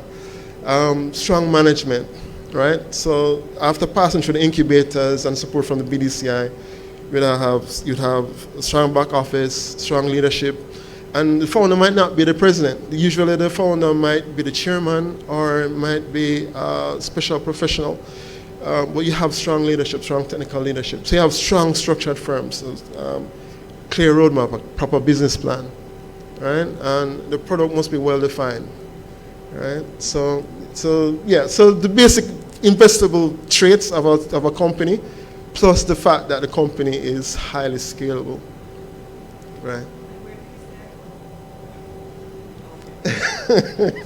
Right. The UCC has the Business Development and Consulting Institute, which is a small business development center. So, right, yeah. So we provide they provide services such as company registration, back office service like your accounting, your marketing, your website. Then you can go to the Innovation Center, will help you with the product development and help you get all the resources you need. I said there are about 3 or 4 components. A pre-incubator, which starts with registration and your basic stuff. The incubator will help you push through the business plan and your maturity, your business idea. And the accelerator, which gets you up and running out the door to get your first dollar, or we call it validation. Yeah. Right. Good morning. Good afternoon. So you spoke about the angel investor, right? Yes. So would the angel investor also be involved in the VC firm, or would you introduce persons to angel investors, or you just have the funds already? Because I think that is where I kind of got lost. All right, so angel investor, I would say, is usually somebody like a senior professional who probably has some funds. Somebody who might already be investing like Airbnbs, right? They're giving like small amounts to these investable firms to get them up and running. All right, so we have access to a few angels that we can help you provide with financing. All right. What's the second half of your question, please? Sorry.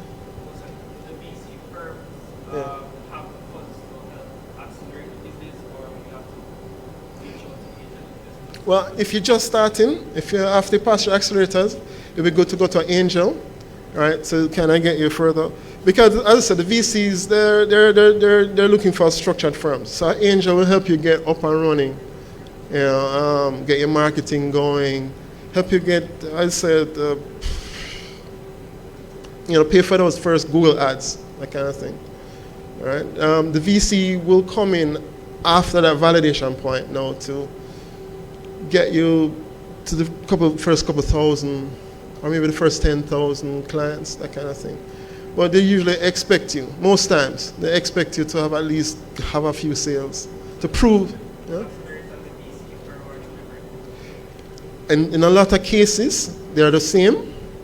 You have early stage VCs, which might start with an idea. It might just an idea, they give you cash with just an idea. And you have your late stage VCs, which are probably waiting until you've actually, after 10,000 people, and they give you a large amount of funds. Right? A lot of Jamaican VCs are late stage VCs. As I say, our industry is not very mature, right? So not a lot of people will risk funds on a small startup, right? But you do have, not to confuse it, but you do have some VCs that invest in early stage. But my advice to you is that if you're just starting, follow the process, the pre-incubator, the incubator, accelerator, angel. Take advantage of crowdfunding. You want to take advantage of a lot, as much, we call it now, debt, all the debt that you can find, the crowd investment you can find. Because once you sell those shares, you can't get them back, right? So debt is always better than equity, right? Most people go to VCs because you can't get any debt.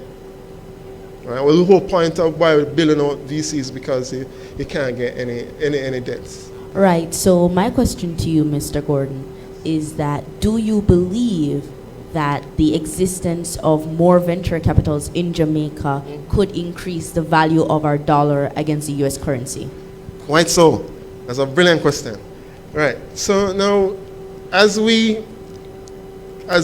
our young people innovate and build these products, which are globally scalable, and they start exporting them, that's where you start exporting these high-value goods and services.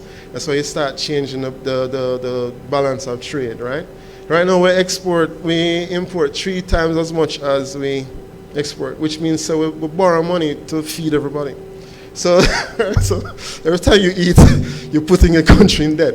So now, if we can export more, then we can borrow less, right? Earn more. The dollar is stronger. We can fix the roads, better hospitals, and so on and so forth. Better, better life, quality of life for everyone. Yeah. Before we end, Mr. Gordon, I have one more question coming from online, and I see you have it on your screen here. Now, this is something I'm also interested in for the students that are studying finance and entrepreneurship, because we want to make it clear that venture capital investment is not for all businesses and it is not for all stages of businesses. I'm not sure if that is clear to persons who are not familiar with exactly what venture capital is. So this is the question I want us to end on. What is the importance, just looking at VC, of dividing into rounds? Because I know you talked about finding the right partner and the right cash. What does that mean? All right. So from personal experience, right, you need to find the right industry partner, somebody who actually knows what it is you're doing. They know what you're doing, they believe in what you're doing, and can open the right doors, right? The worst thing you can do is take money from somebody, and then they start hounding you in the middle of the night, right? And then they start selling off the firm, they start panicking, and you just don't have a harmonious relationship, right? So as I said before, take as much debt as you can, right? Do as much crowdfunding as you can. Right? But I mean, venture capital is very important. If you can get it, go for it. But like Dr. Reed said, it's not necessary for everybody. It's not necessary that you, as soon as you get an idea, you go hunting for VCs. Right? There's a lot of debt instruments available for new startups. A lot of grants. Right? You get as many grants as you can, and you try to get as many ecosystem and initiative opportunities as you can. Such as if you have a startup that teaches at-risk youth. There's a lot of money, a lot of grants available for solving problems for at-risk youth. So you can try finding some of those grants. Try. So again, a lot of people, we find a lot of people jump on to the next big. So if AI is a rage, everybody wants an AI company. So they go around and oh, you have an AI company, people like it, all right, I want a piece of it. And then they rush you and they pressure you, and the company starts failing because they're trying to essentially, buy something that they think everybody will want afterward. They don't really believe in what you're doing or what you're trying to achieve. They don't share the mission or the vision, which is really what you want. A partner who believes in what you're trying to get done, right? Yeah.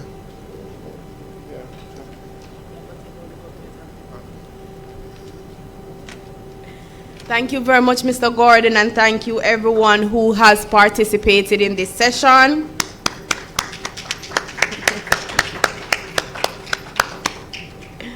Who has participated by asking questions. Thank you.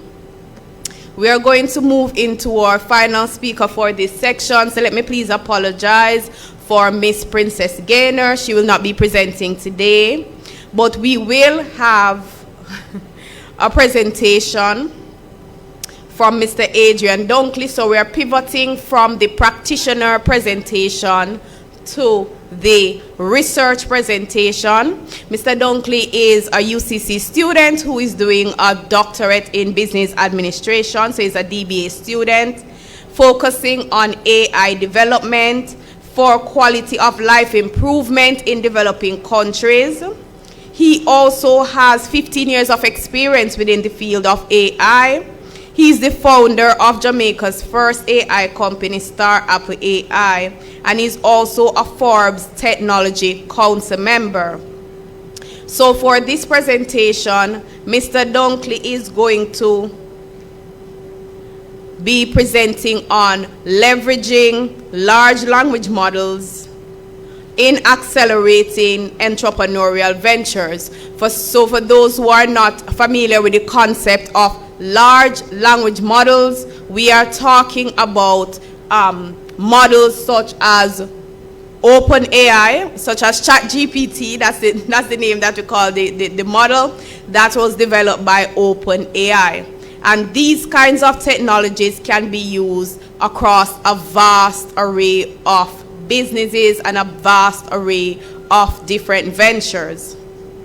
And so what we are going to be focusing on in this session is about entrepreneurship. And we will be talking about looking at how we can use these kinds of businesses to accelerate entrepreneurial ventures. So we are giving Mr. Dunkley a minute. Mr. Dunkley is making his way to the stage, so we can just give him a minute.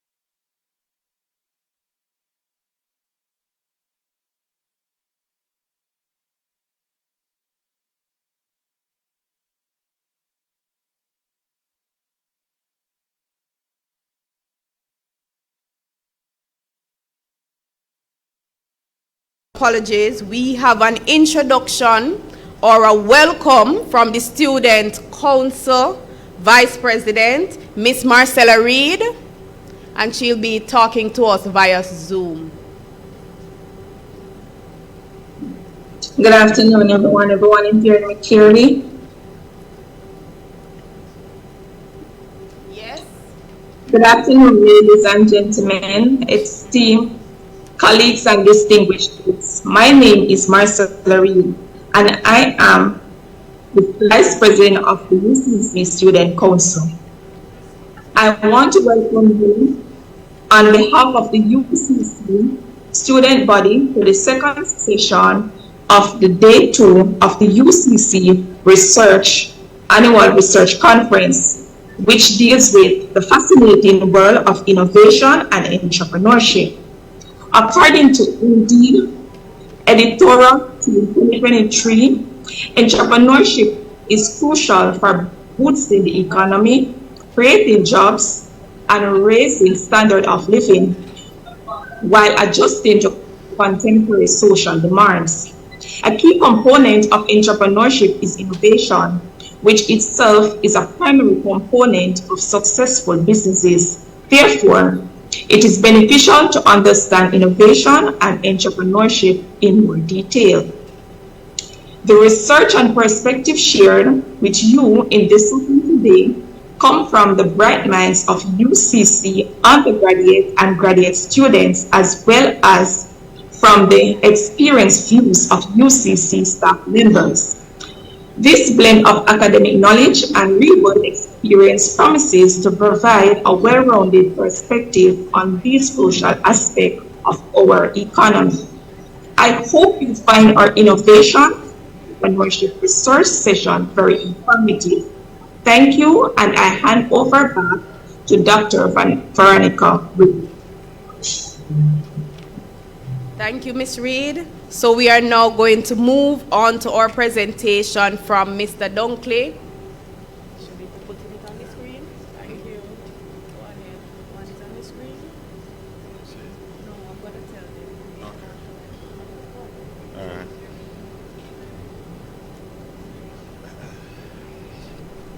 Hi, everybody. Morning. Thanks for waiting.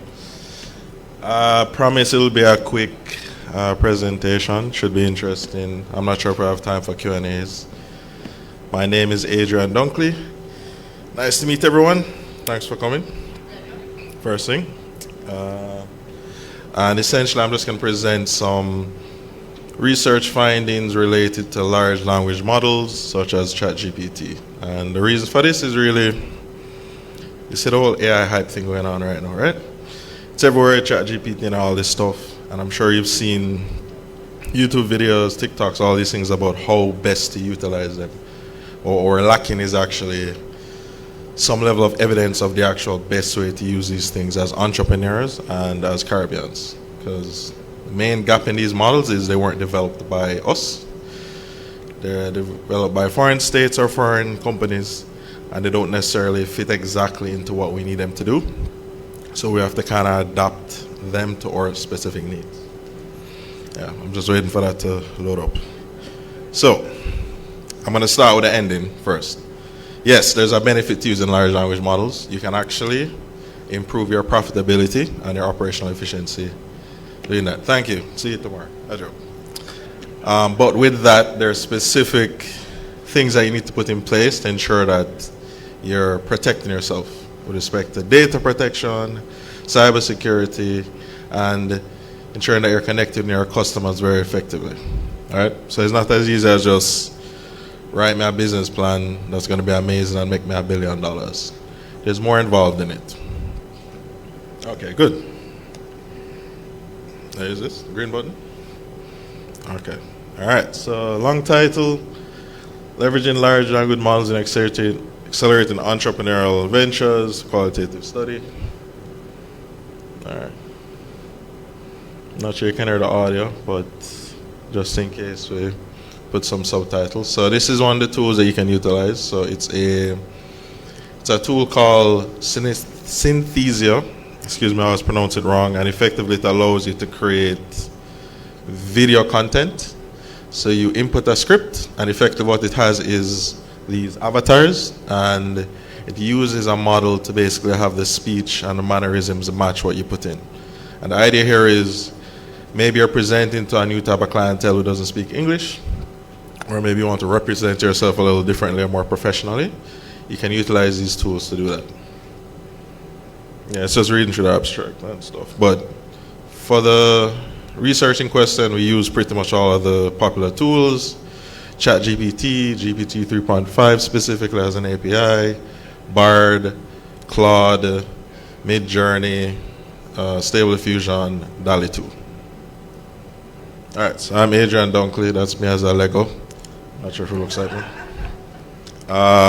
Basically, I'm a UCC DBA student. I'm focusing on AI, specifically for developing countries like Jamaica, and to support the underdeveloped, unbanked, and undereducated. So how can I use AI to actually improve quality of life for persons who really need it? The disenfranchised. And these are the persons most likely to actually be impacted the most negatively by these tools, because they won't have access to it, they won't have the guidance and education to utilize them appropriately, and they may actually be afraid to use the tools. So I don't believe AI is going to take over the world. Frankly, I don't think it's going to care. But I'm still open to AI Armageddon as a possibility. One of my areas is also risk management. Spent a decade as an executive in risk. So there's never a 0% chance of anything. I'll just say that. Also, I've spent over 15 years in the field of AI, different roles, as an engineer, programming from scratch, to a product development person, to launching Startup AI, first AI company in Jamaica. So I'm pretty proud of that. We have a great team, over 100 years of experience. So they're awesome. I'll have to read off my thing because I forget. And I've also had leadership positions in publicly traded entities as well. So I understand the compliance and risk management concerns and needs for these types of products. Okay, long abstract, but TLDR, using large language models to help SMEs profit, be more efficient. Okay. All right, so what's AI? Let's start with this. Let's start with what's happening. So the big thing is the hype. I went through that AI takeover. So any images you see on this is going to be using some AI generated tool that feeds into a large language model. So artistic, it allows me to be. You see the earth right there being gobbled up by a robotic hand, abstract. But effectively, with the tools being so popular and people utilizing them, the idea is, are we using them the appropriate way? And are we aware of the risk involved? So for specific, like very straightforward software development, you know, the in and the out are supposed to be pretty consistent. With these models, that's not a given. In fact, it's not even a given that it's going to obey what you're saying. All right, so big thing. Why do I care? I am an entrepreneur, and I'm concerned about how these tools are utilized for my colleagues as well as business partners. So the idea is ensuring that there's as low risk as possible utilizing these tools. So that's really the why of the study. They can benefit entrepreneurs. We have limited resources available to us, but we need to ensure that we don't add additional risk for short-term gains. And what's AI? Pretty much just a field you're creating intelligent machines. What is intelligence? Boy, philosophical question, frankly. But the idea is you want to provide an input and get an output that's valuable. That's the most basic way I can present it. But within AI, there's the field of AI, right? And then within that, you have a subfield called machine learning, where you use a lot of data. So that's not the only type of AI you can actually utilize. And within deep learning, you have large language models and diffusion models. I'll get into the definitions. But the idea is they're using models that very slightly simulate brain activity. Let me say that. It's not actually copying what our brains are doing, but in some ways the infrastructure of our brain. And they've been very effective because they can ingest a lot of data. They're basically like a universal function. You just give them a bag of data and they try and map that data to some understanding of the world. Because functions are really just a representation of the world mathematically. And then within that, large language models and diffusion models. So LLMs are really just natural language processing tools. You give it a bag of data and it tries to understand the patterns in the data. Use some really interesting techniques and approaches. Something called transformer models have been really beneficial. The idea with transformer models is just basically think you're asking your friends where you want to go tonight, and you have somebody who really understands locations where crime is, somebody really understands food, somebody really understands drinks. Each of them say, all right, let's vote on the best of each and let's come together. So you're all focusing on different factors.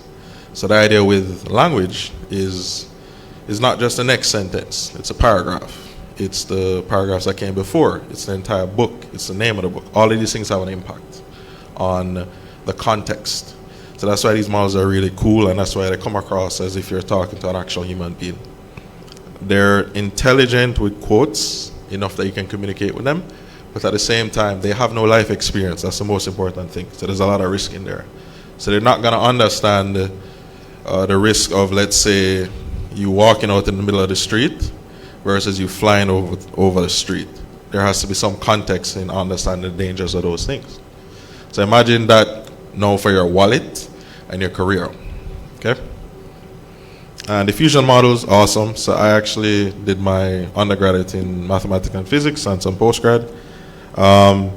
Diffusion models is basically like pouring ink into water. So anybody kind of remember Albert Einstein? Anybody know who that is? Right, you know who he is, right? Right, yeah, this guy, crazy guy. The picture with his tongue out and whatever. So, obviously you know him for like huge advances in modern physics. What he's really known for is telling people and explaining why exactly he put pollen in some water and it moves around sporadically. Okay? So, diffusion models using physics models in the AI to help us have a better understanding. So any of the AI models that you've seen that are really awesome, there's a diffusion model underneath it. Okay. Okay, so how do large language models impact operational areas and stages in entrepreneurial settings in Jamaica? It sounds long when I say it. Yeah, so we're trying to figure out how effective they are, and then from that figure out the best ways to utilize them, right? All right, so methodology, pretty straightforward. It's a mixed method, multi-case approach, mainly qualitative, but we took quantitative data. So we did is we took 3 companies, one which was pretty much like startup, not launched, one is a fintech, and one is a B2B that's been in operation for over 3 years. And we went to them, trained them to use these tools, and provided guidance, and then we monitor them for an 8-month period. We're actually still monitoring them to figure out how they interact. Because the idea is when you have a tool, it's not a situation of you putting pressure on the tool, it's also the other way around. Tools actually shape how you interact with the world and themselves. So we want to get some idea of what that looks like. All right, so over 8 months, 3 businesses, prep, interviews, and assessments. So we did semi-structured interviews, allowed them to give us feedback on the tools as well. We also did surveys, and we also took financial data as well for tracking. All right, so these are the subjects. So you're going to see there's a wide range of areas, and we did that on purpose because we wanted to get a really good understanding. Obviously, expansion of the study is, and I'm jumping ahead again, one with industry-wide, right? Because this is 3 specific companies. That's why we focus on qualitative. We got some good data and insights from it that we've been able to apply, but we really want to see how it has an impact on, let's say, persons who are less literate, persons in agriculture versus other areas. We can't treat everybody the same way or assume that they're going to utilize it the same way. Okay, so just some idea of the questions that we asked and the areas. So we started literally from what's the idea for your product all the way down to financial management using these tools. And I would say they were helpful for most of these areas. In some areas, they did not help, right? So I would say financial management, still have to get your accountant in. Don't trust GPT just to do your accounts, right? You can support it in making it easy for your accountant, but do not right now. Don't do it right now. So we use quantitative, qualitative questions. So we actually looked at the data on how long it took them to respond to emails, how long it took to actually close a contract, the level of effort, the thought doing it, even did they like using the tool? Would they use it again? All of these things were actually factored into our review. Key findings, we're going to keep it really short. All right, so enhanced customer service was a really big one. So it really supported the front-facing task with talking to customers. And the idea there was adapting how you speak to your customer very quickly, even if you may not have had the requisite training per se in customer service, right? Next is stakeholder confidence, because you're allowed to put your best foot forward in a sense, right? So automation is very directly related to AI as well.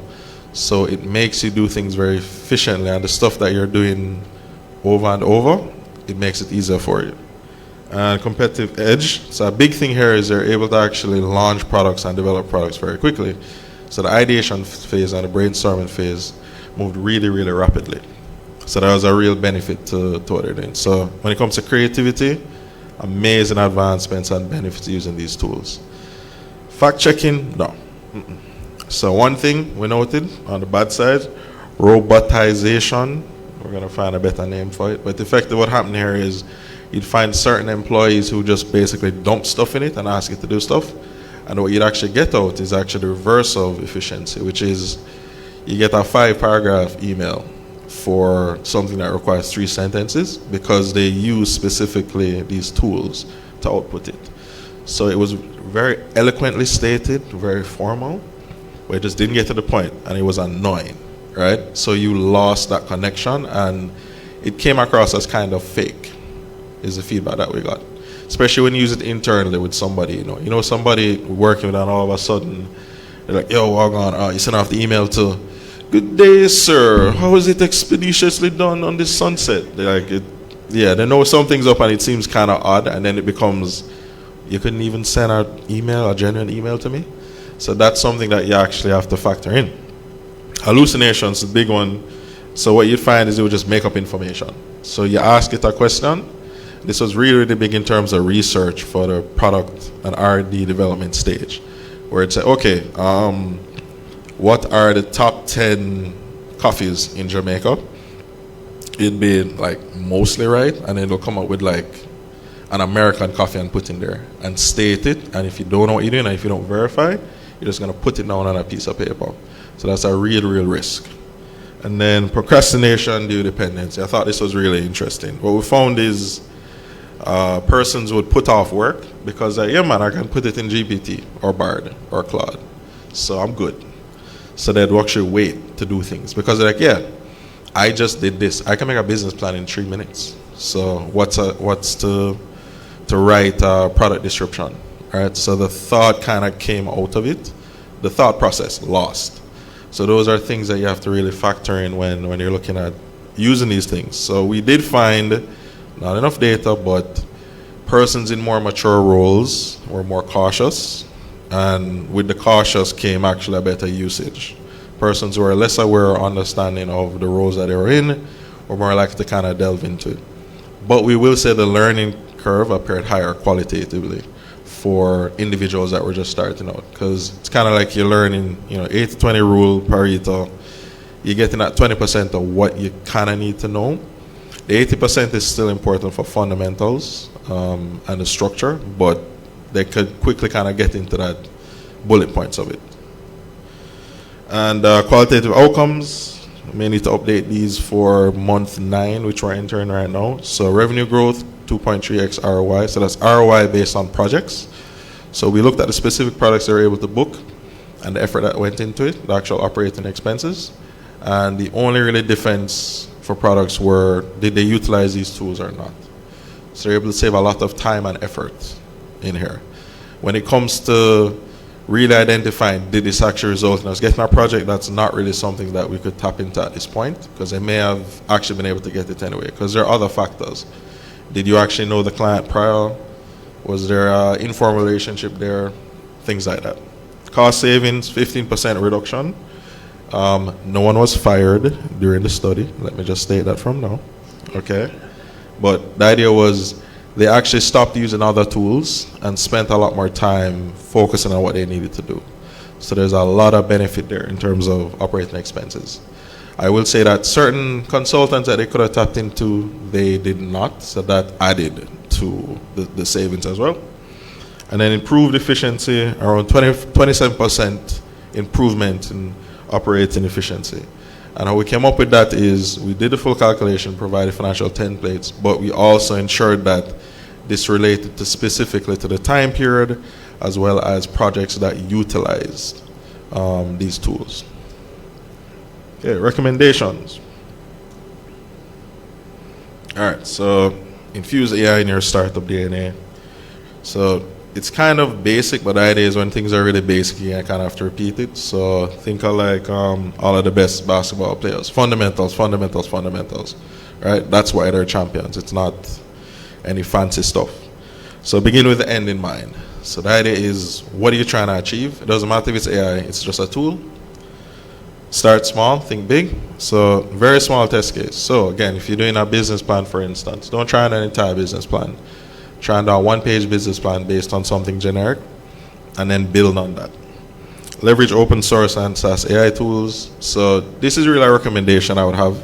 So there are data concerns around using all of these open source tools, so you need to always check the fine print and ensure that policies and guidelines are in place. For instance, I don't recommend putting data, well, proprietary or PII data into ChatGPT, for instance. So GPT 3.5, GPT 4, it says that they're not going to utilize the data for training and it's anonymous and all these things, but there are still potential concerns. For Google Bard, you can actually tap in directly to your Google Drive, so you can factor that in as well. And then building the right team. So the idea here is building the right team does not necessarily getting rid of people. It's about building your team to be the right team, so you need to teach them about AI and the risks and the concerns. That's really important.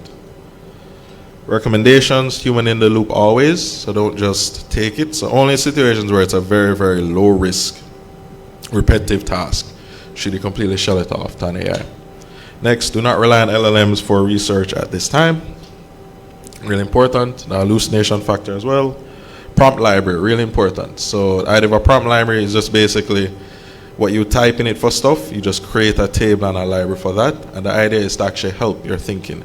So we're getting to that point where they can actually create their own prompts for you, but this is about leading you through the process flow, not about giving you a cheat sheet per se. AI staff training, internal policies to govern LLMs, and have LLM discussions with respect to data protection, cybersecurity, data literacy. Future research, industry-wide, mention that, and Q&A, if we have time for Q&A. One question. Yeah. All right. Yep. We have a mic?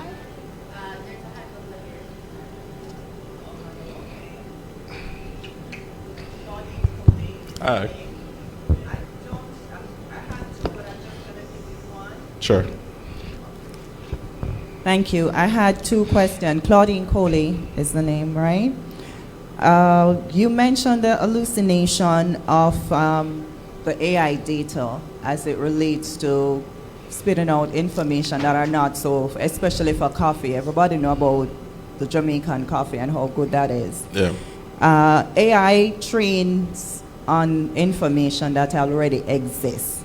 So to me, this shows a lack of training on the data that's available here in Jamaica. Did your research look at how it is that we will be filling that gap? Because we will be getting incorrect information over and over if it is that we're not training the model right. So did your research look at that? Thank you. Great question.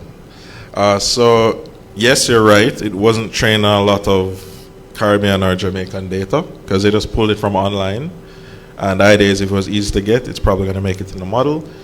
Some of your data might already mean it right now, FYI. So it might know you in a sense. But the other thing is actually how they're trained. They're generative models, so they're actually trying to find the in-betweens. So there is still that risk. It's trying to be generative and artistic in a sense. So there's still going to definitely be that risk. So the workarounds that people are looking at is having a control AI in a sense, verify the information. But I always treat it like this. An LLM to me is the most well-educated undergrad with no work experience and the most egotistical mentality you've ever seen. That's the best way to view the LLM.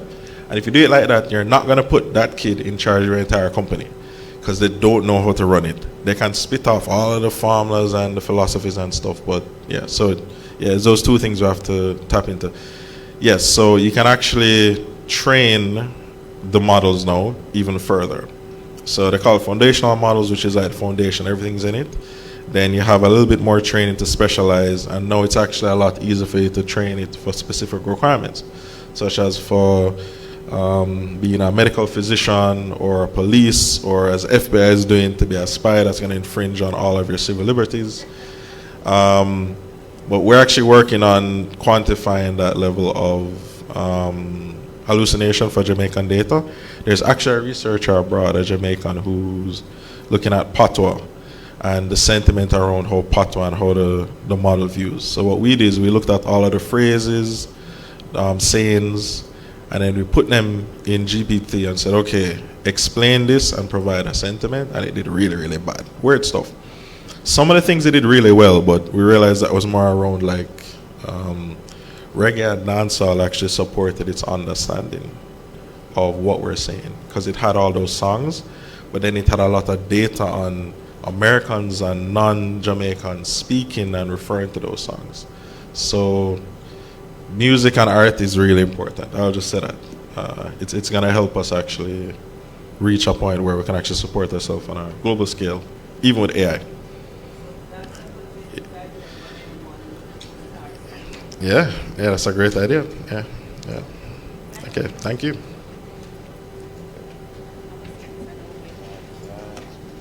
Thank you very much. Can we say thank you to Mr. Adrian Dunkley? As we come to one of the highlights of our conference for today. So we are not closing out our conference on a low note. We have another high note that we are moving on to. And just let me mention that this is the closing session for the lecture theater. However, we do have an AI prompt engineering workshop that is available to those who have registered. So if you're interested, you can simply check your email. That is going to start at 2:30 p.m. So for this final session, I'm going to welcome Mr. Otis Osborne and Mr. Trevor Forrest. Please join me on the podium. Mr. Otis Osborne is our head of department, Information Technology in the School of Mathematics, Science and Technology at UCC. He will be carrying us through an interview with Mr. Trevor Forrest. Mr. Trevor Forrest has graced UCC stages before, but we are glad to have him again, Mr. Open Source. So the full introduction is going to come from Mr. Osborne, and we will have a discussion about e-commerce and digital entrepreneurship. Thank you.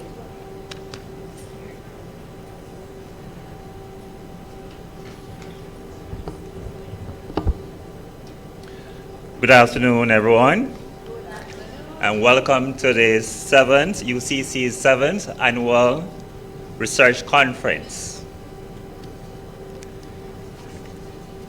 The UCC is pleased to have Mr. Trevor Forrest, CEO of 876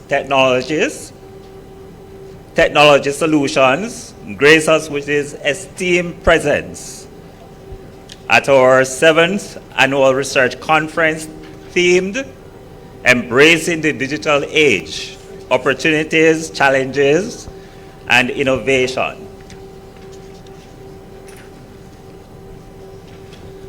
Mr. Forrest has more than 29 years of experience in the IT industry and has been leading the local ICT industry with a demonstrated commitment to driving improved standards of ICT adoption across the private and public sectors. In these sectors, he has consulted on the design and evaluation of numerous ICT projects and digital transformation strategies. He's also well known for evangelizing the adoption and use of open source technology across the public and private sectors, as evidenced in his social media tag, Mr. Open Source. Mr. Forrest spent 15 years in the United States, where he occupied various management posts in IT, and returned to Jamaica in 2006 when he founded 876 Technology Solutions,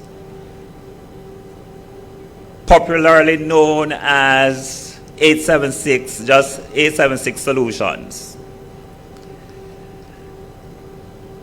Through this company, he provided comprehensive open source based technology solutions serving the Caribbean markets. And in the interview, he will speak to some of these services provided by his company. He has served the Jamaican government as a senior technology advisor at the Ministry of Science and Technology, where he spearheaded many groundbreaking government policy initiatives. He was also integral in the establishment of the Government of Jamaica online portal and had oversight over the private-public partnership between the government and the telecommunications providers to establish the zero-rated access to all government online services. So it means that you're able to access e-gov services without paying for it, paying any data, using your data. Right? He has served on many boards within the industry, including the National ICT Advisory Committee, UTech School of Computing and IT Graduate Studies Advisory Board, Spectrum Management Authority as their chairman. And as deputy chairman, he led the E-Learning Jamaica Limited and Universal Service Fund. He's the founding director of the Jamaica Information Technology and Services Alliance. Mr. Forrest attended Jamaica College and thereafter Embry-Riddle Aeronautical University, where he attained a Bachelor of Science degree in aerospace engineering with a minor in mathematics. Mr. Forrest is an avid music producer and disc jockey and enjoys downtime with his family. Please put your hands together and welcome Mr. Forrest.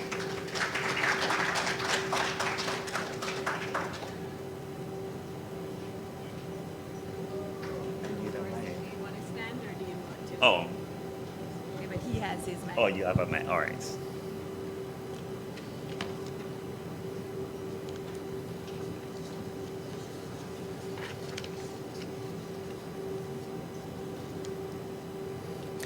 Okay, and now I'm going to welcome you to Profile 2.0.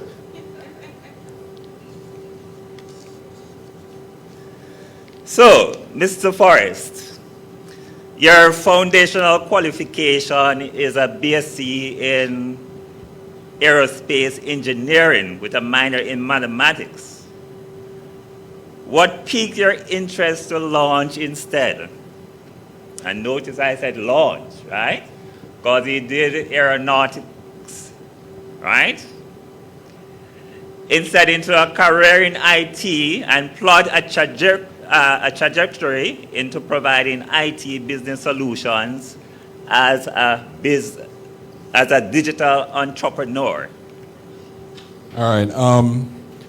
So it's an interesting evolution. So I left here in 91, so I'm positively aging myself now.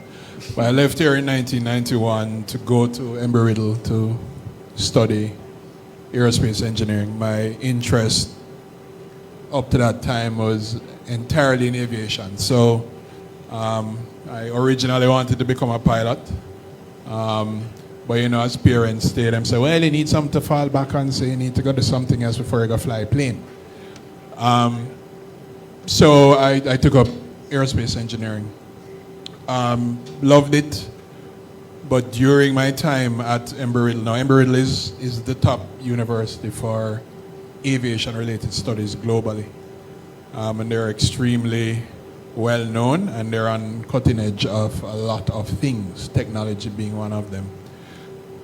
So it's while I'm going to Embry-Riddle that I got a lot of exposure to technology. I started working as a lab assistant in the computer labs. They had many computer labs. And that was where, I guess you could say, you find your calling, or I found mine, because I had a keen interest in networking. This is just around the time when the internet bubble is growing. And had a keen interest in networking and computer software and hacking and that kind of stuff. So I became very involved in it at Riddle.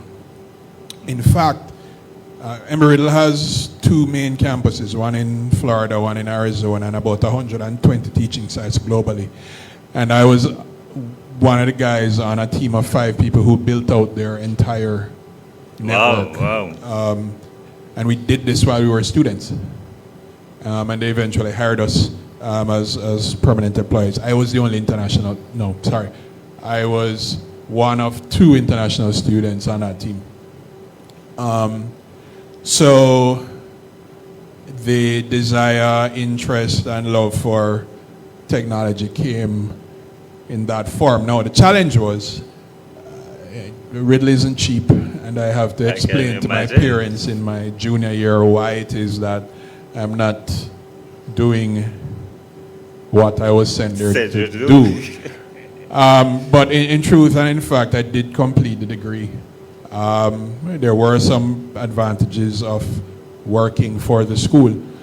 But I think because Embry-Riddle was so advanced in use of technology, I got exposed to a great deal of technology and so on. So that is what kind of turned that corner. I mean, I had to seek some advice from my advisors. It's like, look, I don't know what to do here because I don't see my career being in aviation anymore because it wasn't interesting. There is a wealth of problems to be solved in tech. And I like solving problems. And I say, well, that's why you like it, because as an engineer, that's your purpose, to solve problems. So with that said, I didn't feel too bad, but that is how I got entrenched in technology. Okay, thank you for that. Now, there are undoubtedly different aspects of digital transformation and sustainability. What services do 876 Solutions provide, and why were those specific services chosen? All right, so the services that we provide have evolved over time. What we provided in 2006 is slightly different from what we provide now. A couple of things have not changed. We were one of the first cloud service providers in Jamaica back in 2006.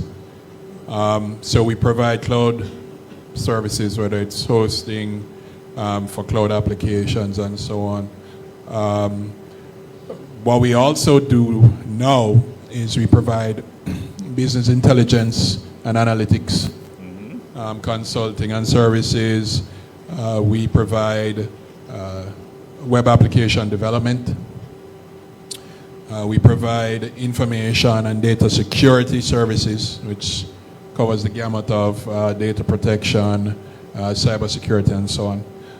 And more on the new and cutting edge type of stuff, we provide blockchain development and consulting services as well.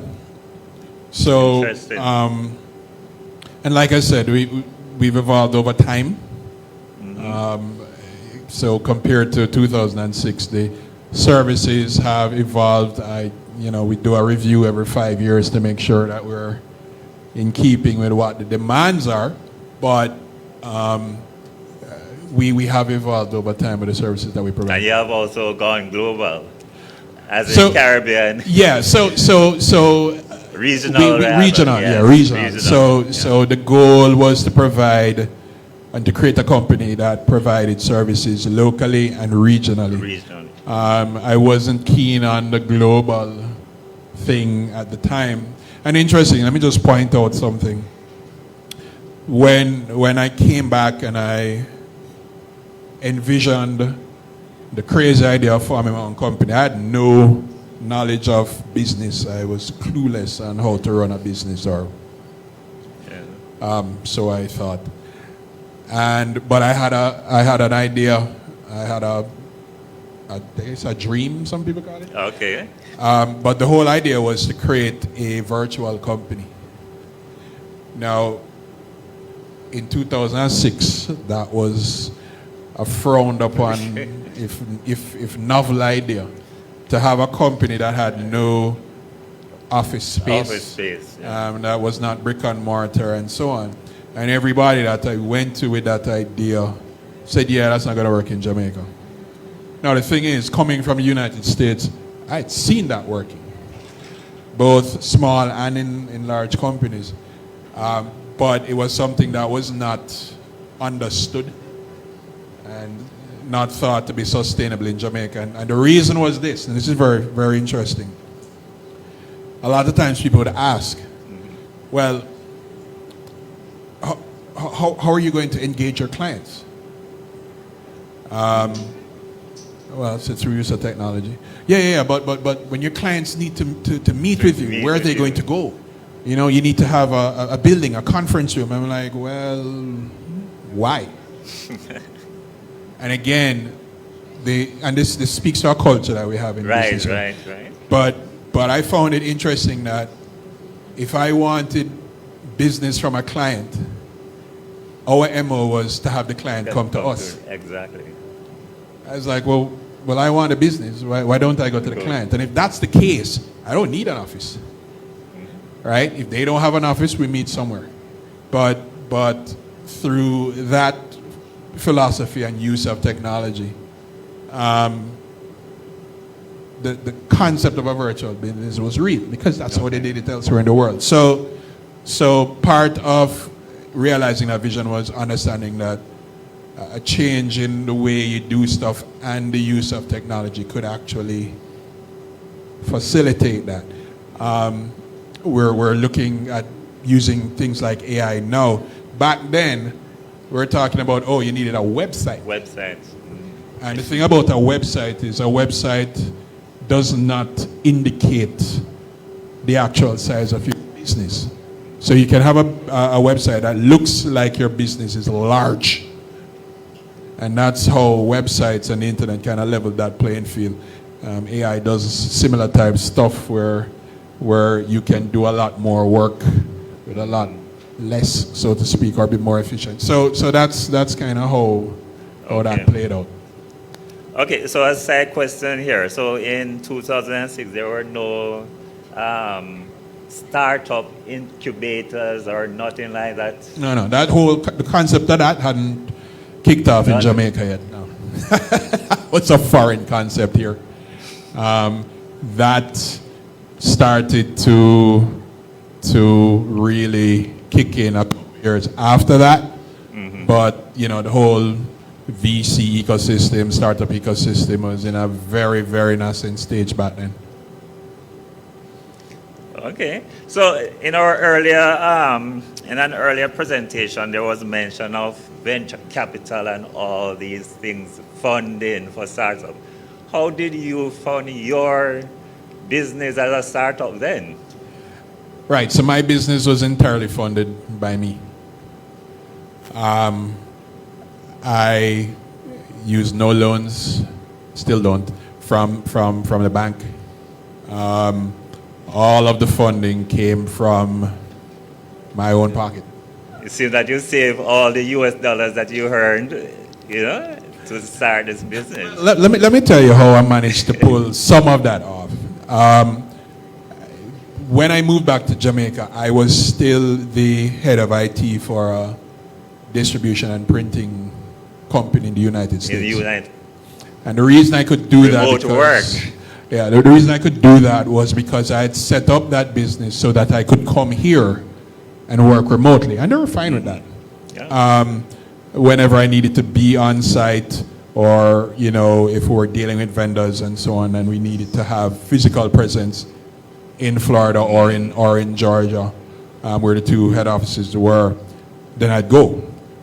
Right. But the bulk of the work that I had to do as the head of IT there didn't require me to be physically there. So moved back to Jamaica, working remotely, 2006, right. and that is how now suddenly you could say the salary of a IT executive over there translates to here, and it's a completely different thing, right? The exchange rate. Right. Yeah. So what that allowed me to do was to now apportion time to start my own business, and then turn around and make them a client. That's how you do business, everyone. Yeah, so that's kind of how that worked, because I was able to take the money I was making, right, start a hyper efficient company using technology that was virtual, and then provide services that they needed because I knew what they needed. Right. And said, look, instead of having an IT department, just hire us and outsource your IT to us, and we provide those services to you. And then that's how it started, right? And then we start to do the same thing here. Now, our target was initially government. Right.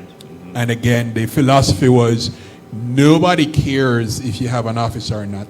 This was our philosophy. Right. So nobody cares. What they care about is you delivering the service that they need when they need it and at the price they're willing to pay. Yes. And that's how we kind of outdid a lot of competition, because in keeping it virtual, our overheads were extremely low, which meant we could be extremely competitive.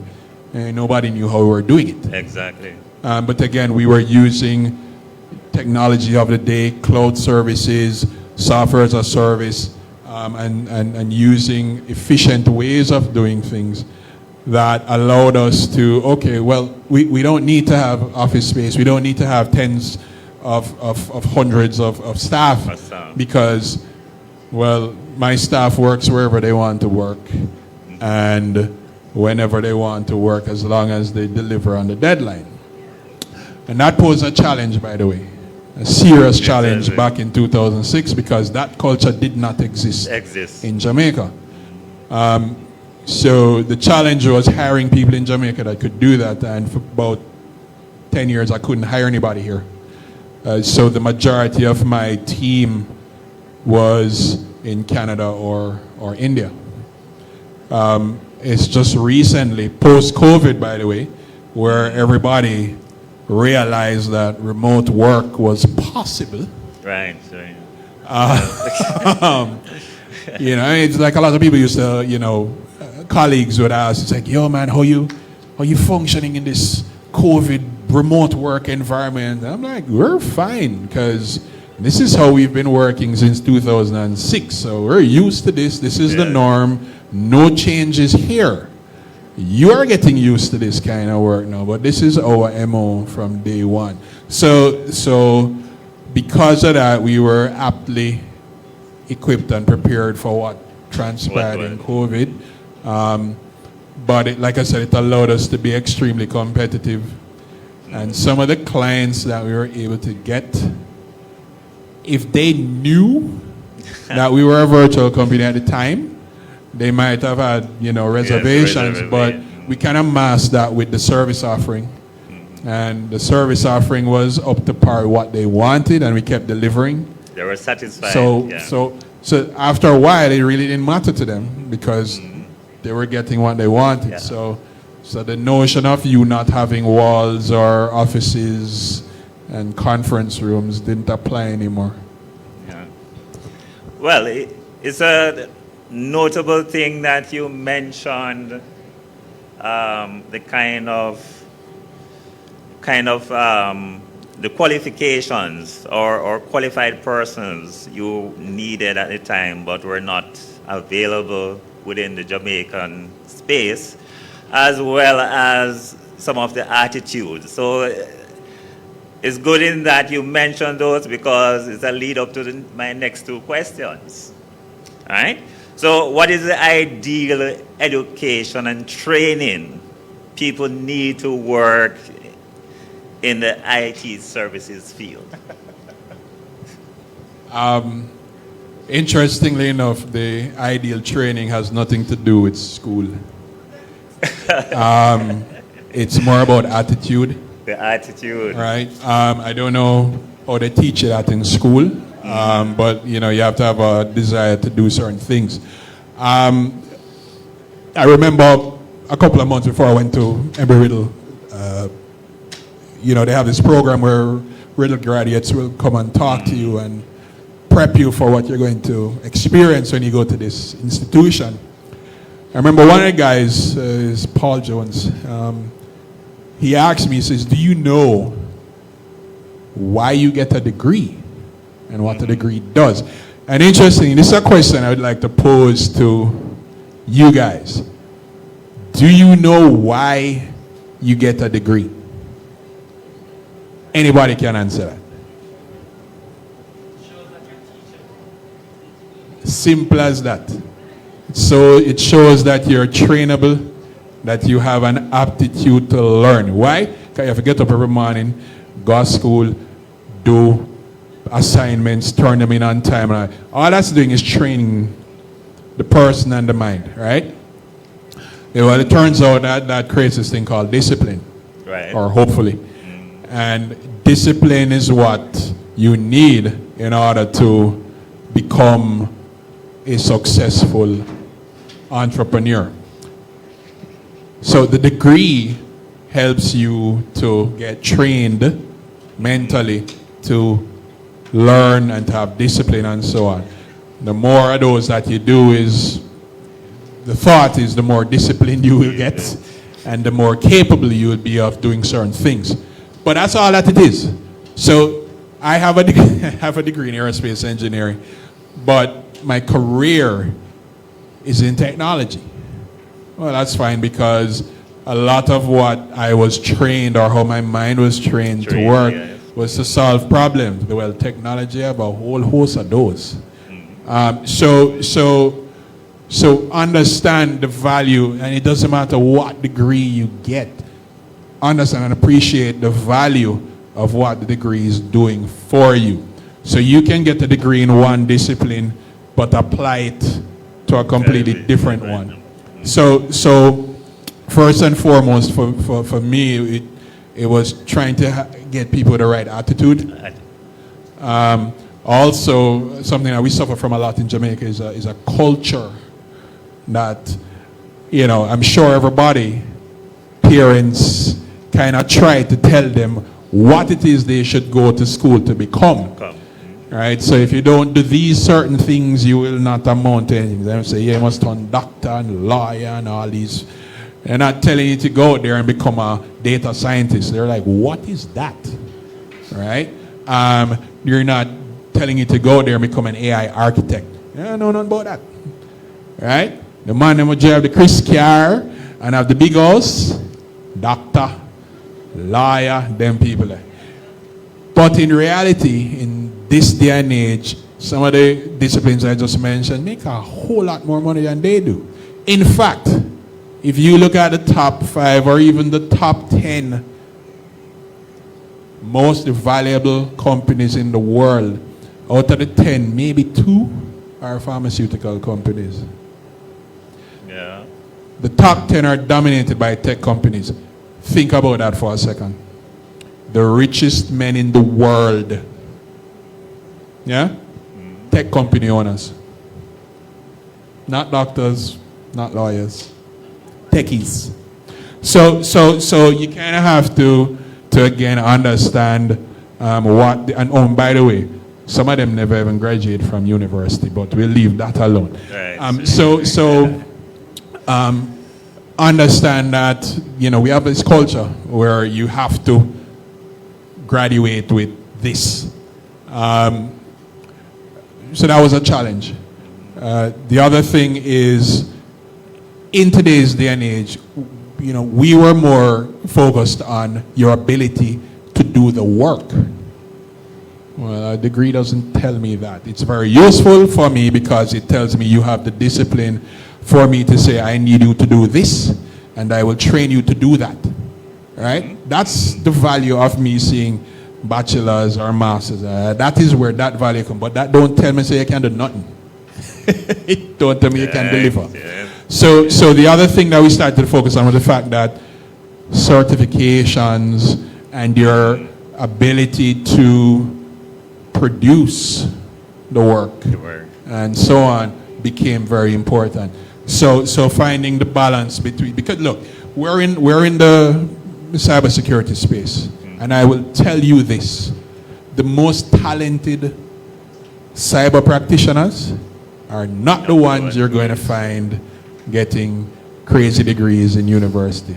That's not them. Certification. Right? Yeah. So we looked for attitude. We did look for degrees, but for particular tasks. But we also looked for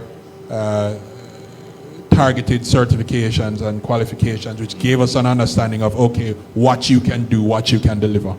That is now how you develop, I guess, what you call very agile companies that can do things. Because, again, a challenge that you find is attrition.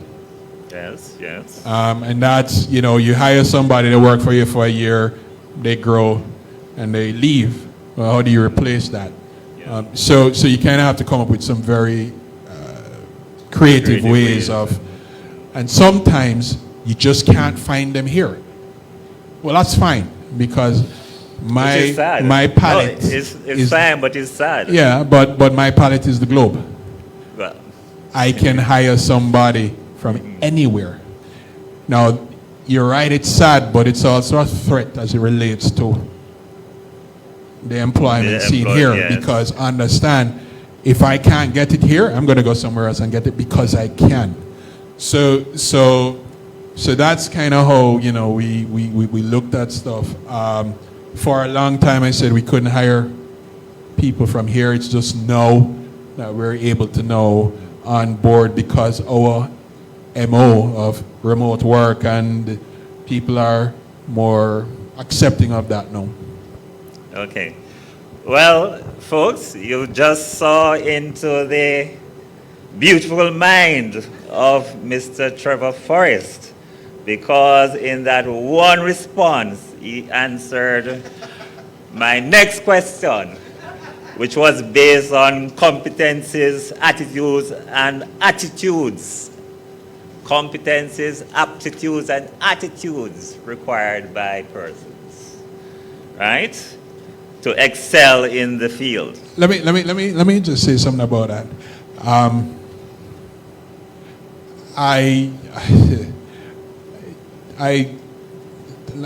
going to talk particularly about the aptitude part. Right. When I used to work at Riddle, I had a very interesting president. And he was a change agent for that university. But he had a very strange philosophy that made absolutely no sense to me until he explained it. And I was like, does that work? And he says, you try it and you'll see. So in Jamaica, biggest threat to our company is training people. Biggest threat. Why? Yeah. Because you're going to invest a lot of money in this person, and I'm going to get all of this training, all of this cable, and I'm going to get up and leave. They leave, yeah. Biggest threat. So you know what I do? They don't train you. Or they're mindful with how they train you. And I came from that, right? I saw that. This guy, he comes and he says, look, my philosophy, is I'm training them to leave. I'm like, what? He says, yeah, man, I'm training people so they can leave. I was like, okay, yeah, how does that even compute? He says, well, let me tell you. Two things happen when you adopt that way of doing things. One, if you train people, give them the opportunity to grow, they have a reason to get up and come to work in the morning. So they might stay. Why? Because they're growing. And that's what they want to do. They're not stagnant and they're not bored. So they might stay. Or they grow enough and then say, yeah, I've outgrown this place. So they go somewhere else. And when they go to that other place and they're excelling, there are people that are like, well, how did you get to this point? And they say, well, when I was here, I got all of these opportunities to grow and learn and get to where I am now. And those people are like, yeah, I'm so not getting that here. So you know what happens?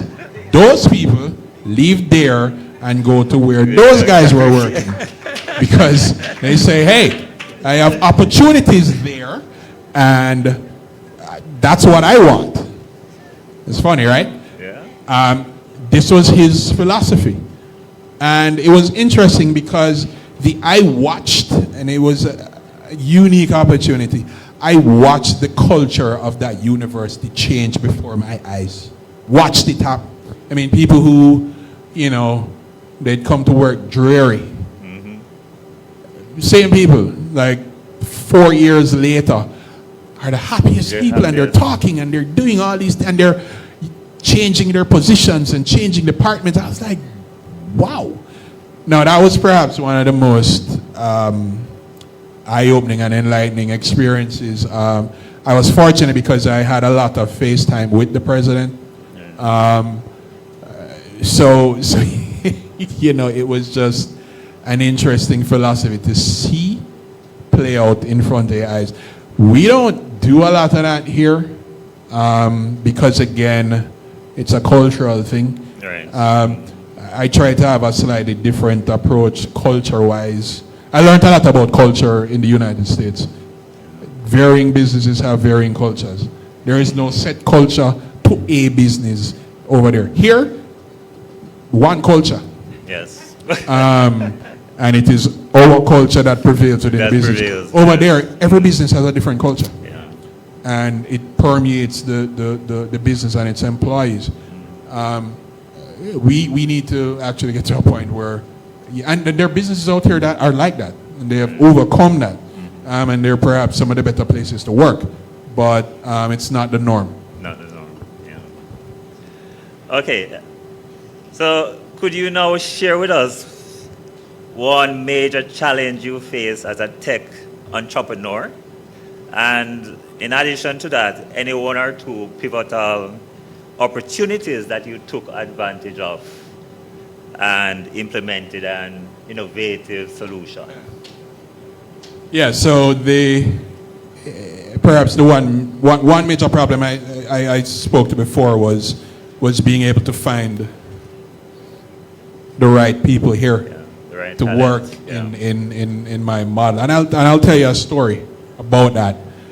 I contacted a colleague of mine. He was an executive at heart, and I said, listen, I need two talented tech guys write code, right? And this is a real story, okay? So he says, yeah, man, I have two for you. And this is about 2009, thereabouts. Yeah.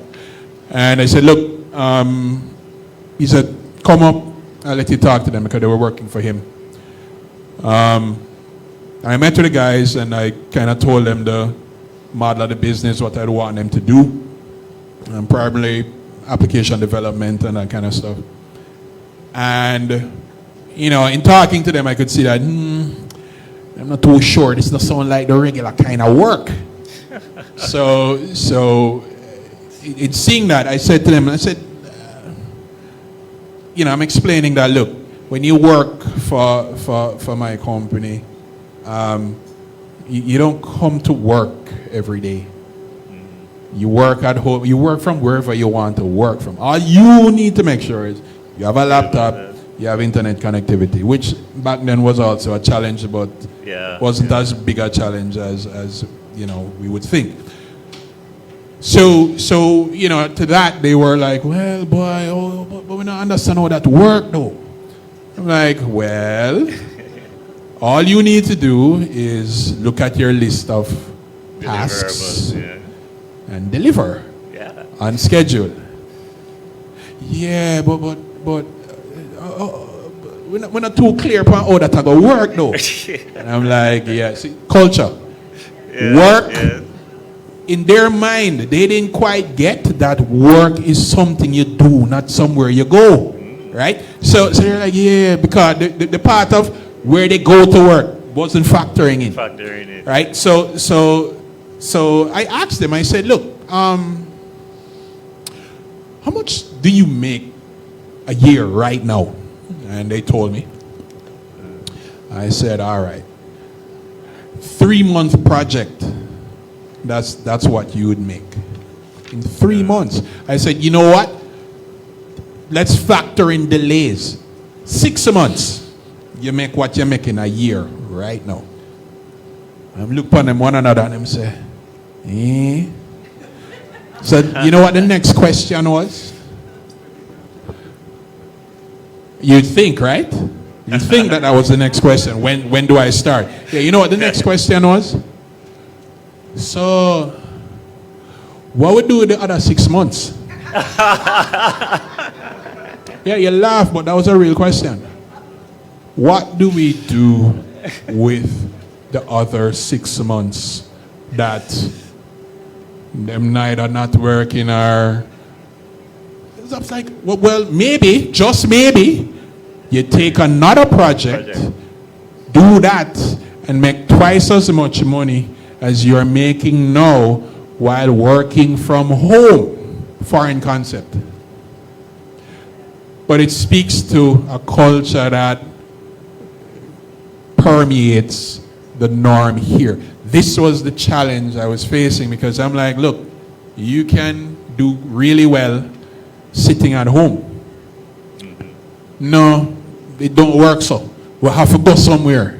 I want to dress up a daytime, get in our car. And if you weren't doing that, you weren't working. I can tell you, my mother used to look at me in my office. And say, what you do at daytime? I say, I work. Yeah, but what you do? I say, I do work. Yeah, but what you do? I say, all right, here's the thing. Do you pay for anything? And that solved that problem because all bills and everything were, I said, yeah, I sit here and I do work. I just do it differently from what you're used to. And that is what you kind of have to open your mind to as someone who wants to be an entrepreneur. A lot of these businesses that you would aspire to be like, if you look at Jeff Bezos' story, when he postulated on what Amazon was going to be, people are like, yeah, you're crazy. Like, what? Do sell books online? No. People want to go to Barnes and Noble and sit down, drink coffee, and turn pages. Books. That's what his idea was. And look at what Amazon is now. No. And yeah, they were like, yeah, you're crazy, dude. Yeah, that'll make no sense. So from the standpoint of entrepreneur, there are no limits because especially now, the technology allows you to pull off a lot of stuff. I have a virtual assistant. I don't have a physical assistant anymore. And when I say virtual one, I mean my assistant does not physically exist in my office. But do I need that? No. It just look good, but I don't need it. A lot of times people don't need it, but it is commensurate with what they're told you must have.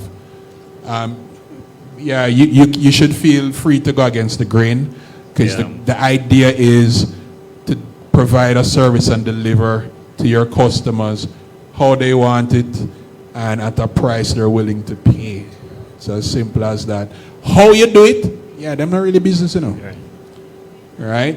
But as long as they get what they want and they can pay for it, and of course you're making a decent profit off it, that's all that you need to focus on. I hope that kind of answer that. Yeah, sure. So,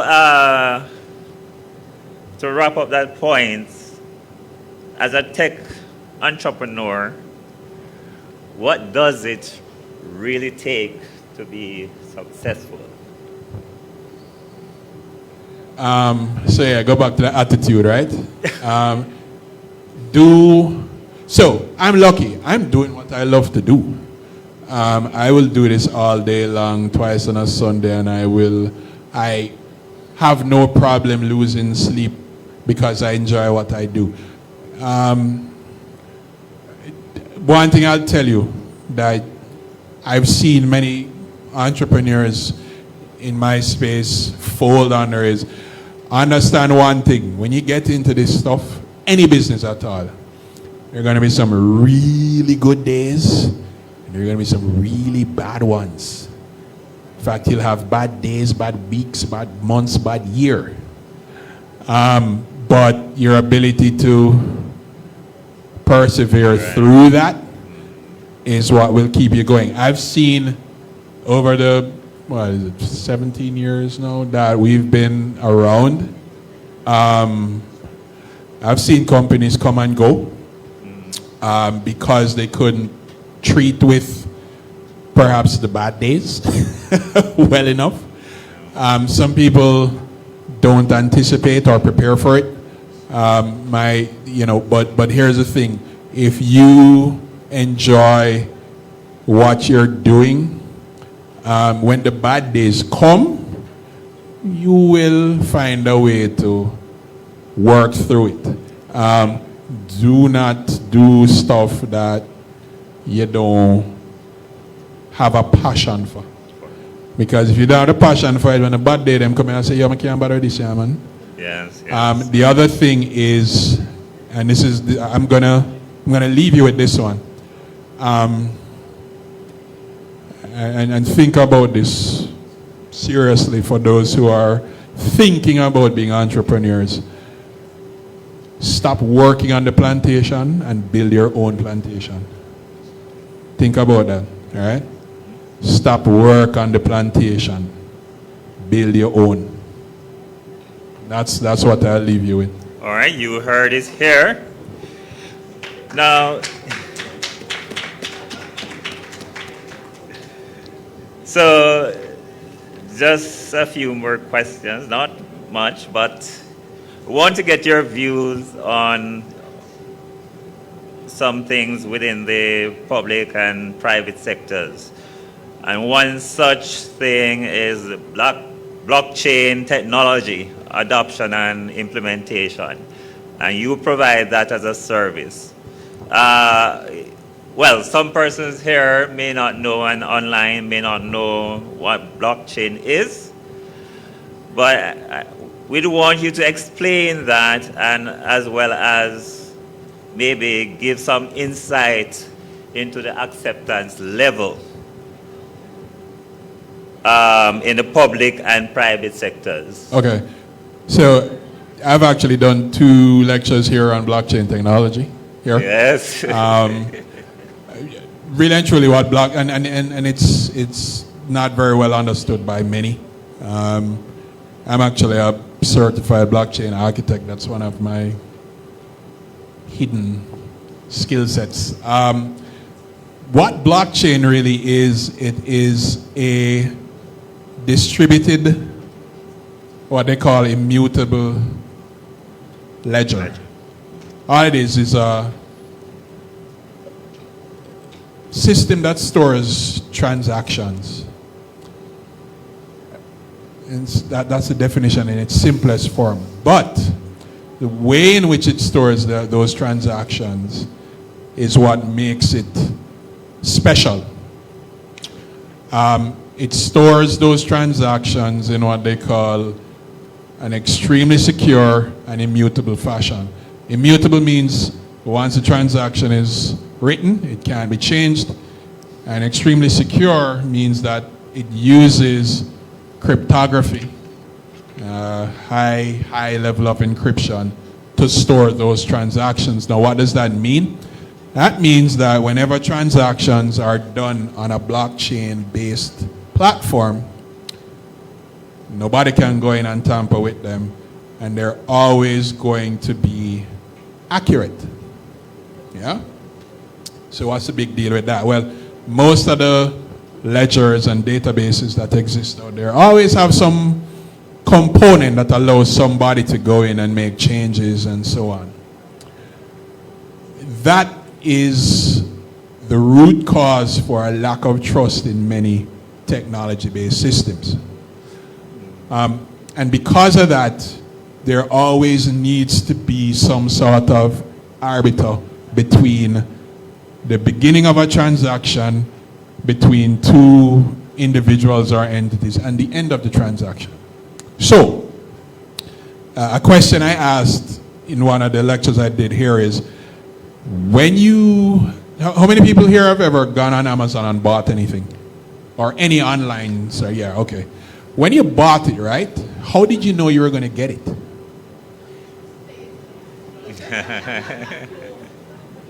I mean, you go on, you see it, say, yeah, man, I want this thing. I'm sorry, right, pay this money, and throw on your credit card or your debit card, and boom. And I'm sorry, great, it's coming. But how you know it's going to reach? What was that? Trust. Yeah. But who are you trusting? Anybody here ever got Amazon office yet? So you don't know nothing about Amazon except what you see. But what else made you feel that you were going to get it? Because if you trace the path between that thing that you bought and your doorstep, there are so many people in between that you know nothing about. But you trust them. Because there is some system in between that says there is a path to recourse if you don't get it. So if it don't come to you, you can turn around and cost somebody, most times Amazon. And Amazon will then say, okay, since you didn't get it, we're going to give you back your money. Right? So there is some system in between that until you acknowledge that you get it, get what you bought, somebody else on the other side does not get the money. So who you buy it from don't get the money until you say, you got it. Well, what if you get it and you say, yeah, me never get it? The person on the other side, who is the seller, they don't get paid, right? So what happens is there is this intricate system of middlemen between the seller and the buyer that ensures that who's supposed to get what them forget, reach at them's doorstep, and who is selling it gets paid, right? And sometimes that takes a little while. And it happens all on electronic rails. All right? Now, think about this. Suppose you removed all of those people in between. How would it work? That's what blockchain solves. The ability to remove all of those touch points in between seller and buyer and create a system that it creates trust without your need to have trust. Right? That's what blockchain technology does. And it's why I believe, in concert with artificial intelligence and machine learning, blockchain technology will be, one of the biggest, most revolutionary technologies going into the next 20 years. And the fact of the matter is, it will do so and you will never talk about it. You'll never call it blockchain, but that's what will make stuff happen. It will do, I always say this in my presentation, it will do for value exchange what the internet did for information exchange. Right? So that's kind of what blockchain technology is about, which is why I'm keen on it and I find it so interesting and pivotal to digital anything going forward. Okay, so we're out of time really, but my premature final question has to be this. The Bank of Jamaica has introduced JAMDEX, the digital currency, as well as there are several e-payment facilities now, or wallets, such as Link, but there has been a slow adoption. Could you say why this is so? Trust. Trust. So we don't trust what we can't see, right? Yet we go on Amazon and buy stuff, but we we don't trust what we can't see. So the thing about cash is I give you something, you give me back something. And then I take that thing that you give me and I go along my way and I can hold on to it and I can do things with it. The concept of digital currency is it screws with people's mind, because where is the thing? Where is the thing? I give you something that you can touch and feel, but I don't get nothing back. Where is that thing? Where does it go? What happened to it? Right? Well, some people are not keen on this because what they want, and this is a real thing. You literally have people who go to the bank every week or every month and say, how much am I having there? I have 100,000. All right. Give me the cash. Just jar it out and give me. And the teller dutifully counts out 100,000 in front of them. And I'm saying, all right, good. Put it back in there now. Why? Because they want to make sure that their thing that they can touch and feel is there. Exactly. And this is real. So the notion that you can function without these tangibles, it doesn't quite work. Why? Because if the money missing, who am I going to talk to tell me where it is? Because then can't take it out and count it and give me. I'm not really into that. So we haven't quite gotten to the point where we appreciate the value of doing transactions without these tangible things, right? Yeah. Now, the other aspect of it is that, and again, it's a cultural thing, right? Someone's hold of stacks of cash is an indicator of their wealth and their value. That means something to people.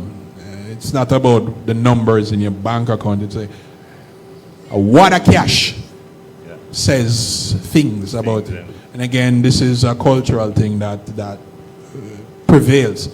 What I will say though is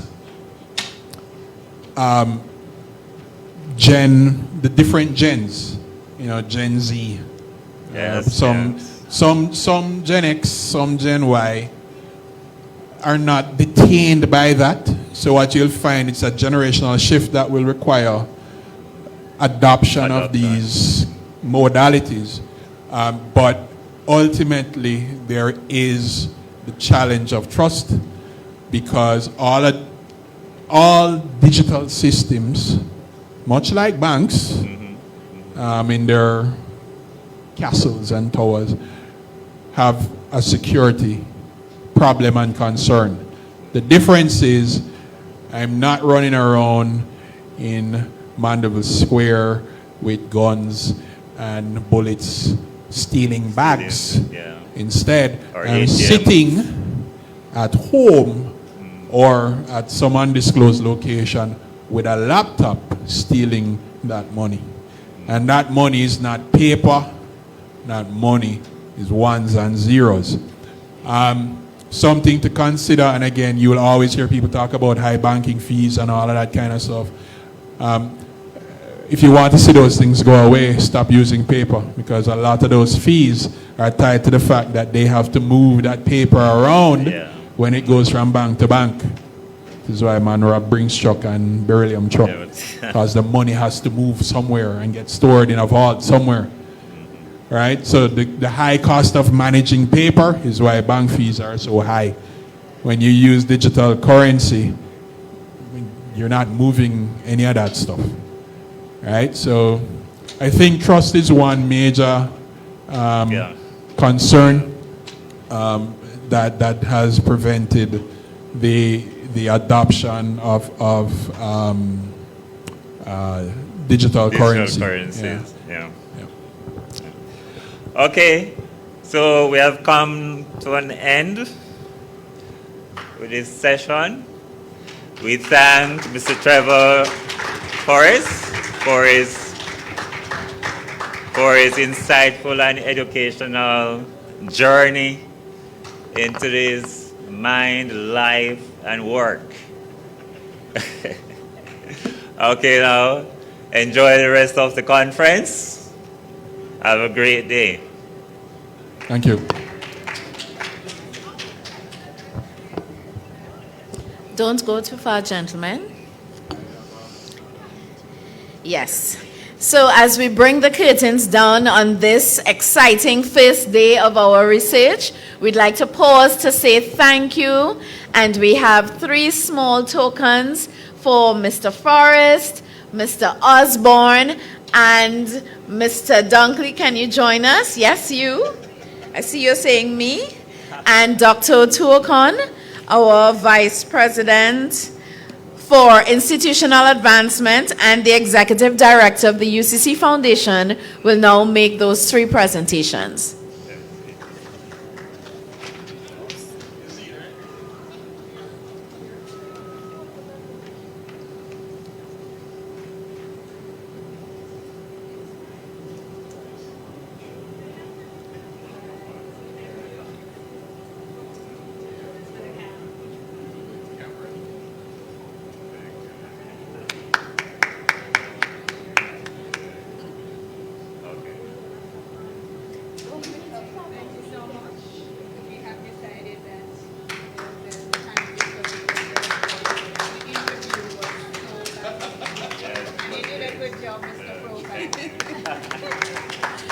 Thank you, gentlemen, and thank you, Dr. Tuokon. We'd like to express our heartfelt appreciation to all of you today as we've embarked on a journey of discovery and innovation that promises to shape our future. The dedication, passion, and intellectual curiosity on display have really been truly inspiring. Let us carry this momentum forward into the coming days as we continue to explore new frontiers, challenge the status quo, and push the boundaries of knowledge. Remember, research is not just about finding answers. It is about asking the right questions. So, let us keep asking, keep exploring, and keep pushing the limits of what we know. Thanks to all who took part in today's program, Dr. Veronica Reed Johnson, Professor Haldane Davies, Dr. Marlene Street Forrest, Dr. Peter Endaja, Dr. Susan Otuokon, and then this afternoon, Mr. Michael Gordon, Mr. Adrian Dunkley, Mr. Otis Osborne, and Mr. Trevor Forrest. The next session we have is an AI workshop that's carded to begin at 2:30 today in room 201. You should have pre-registered for this event, and if you have, that's where you will be joining Mr. Dunkley as he conducts the AI prompt engineering workshop. Thanks to all for their hard work and commitment. We look forward to seeing the incredible discoveries and insights that will emerge in the days and years ahead. Until then, rest well and return tomorrow renewed with energy to engage us in more sessions. Have a great evening.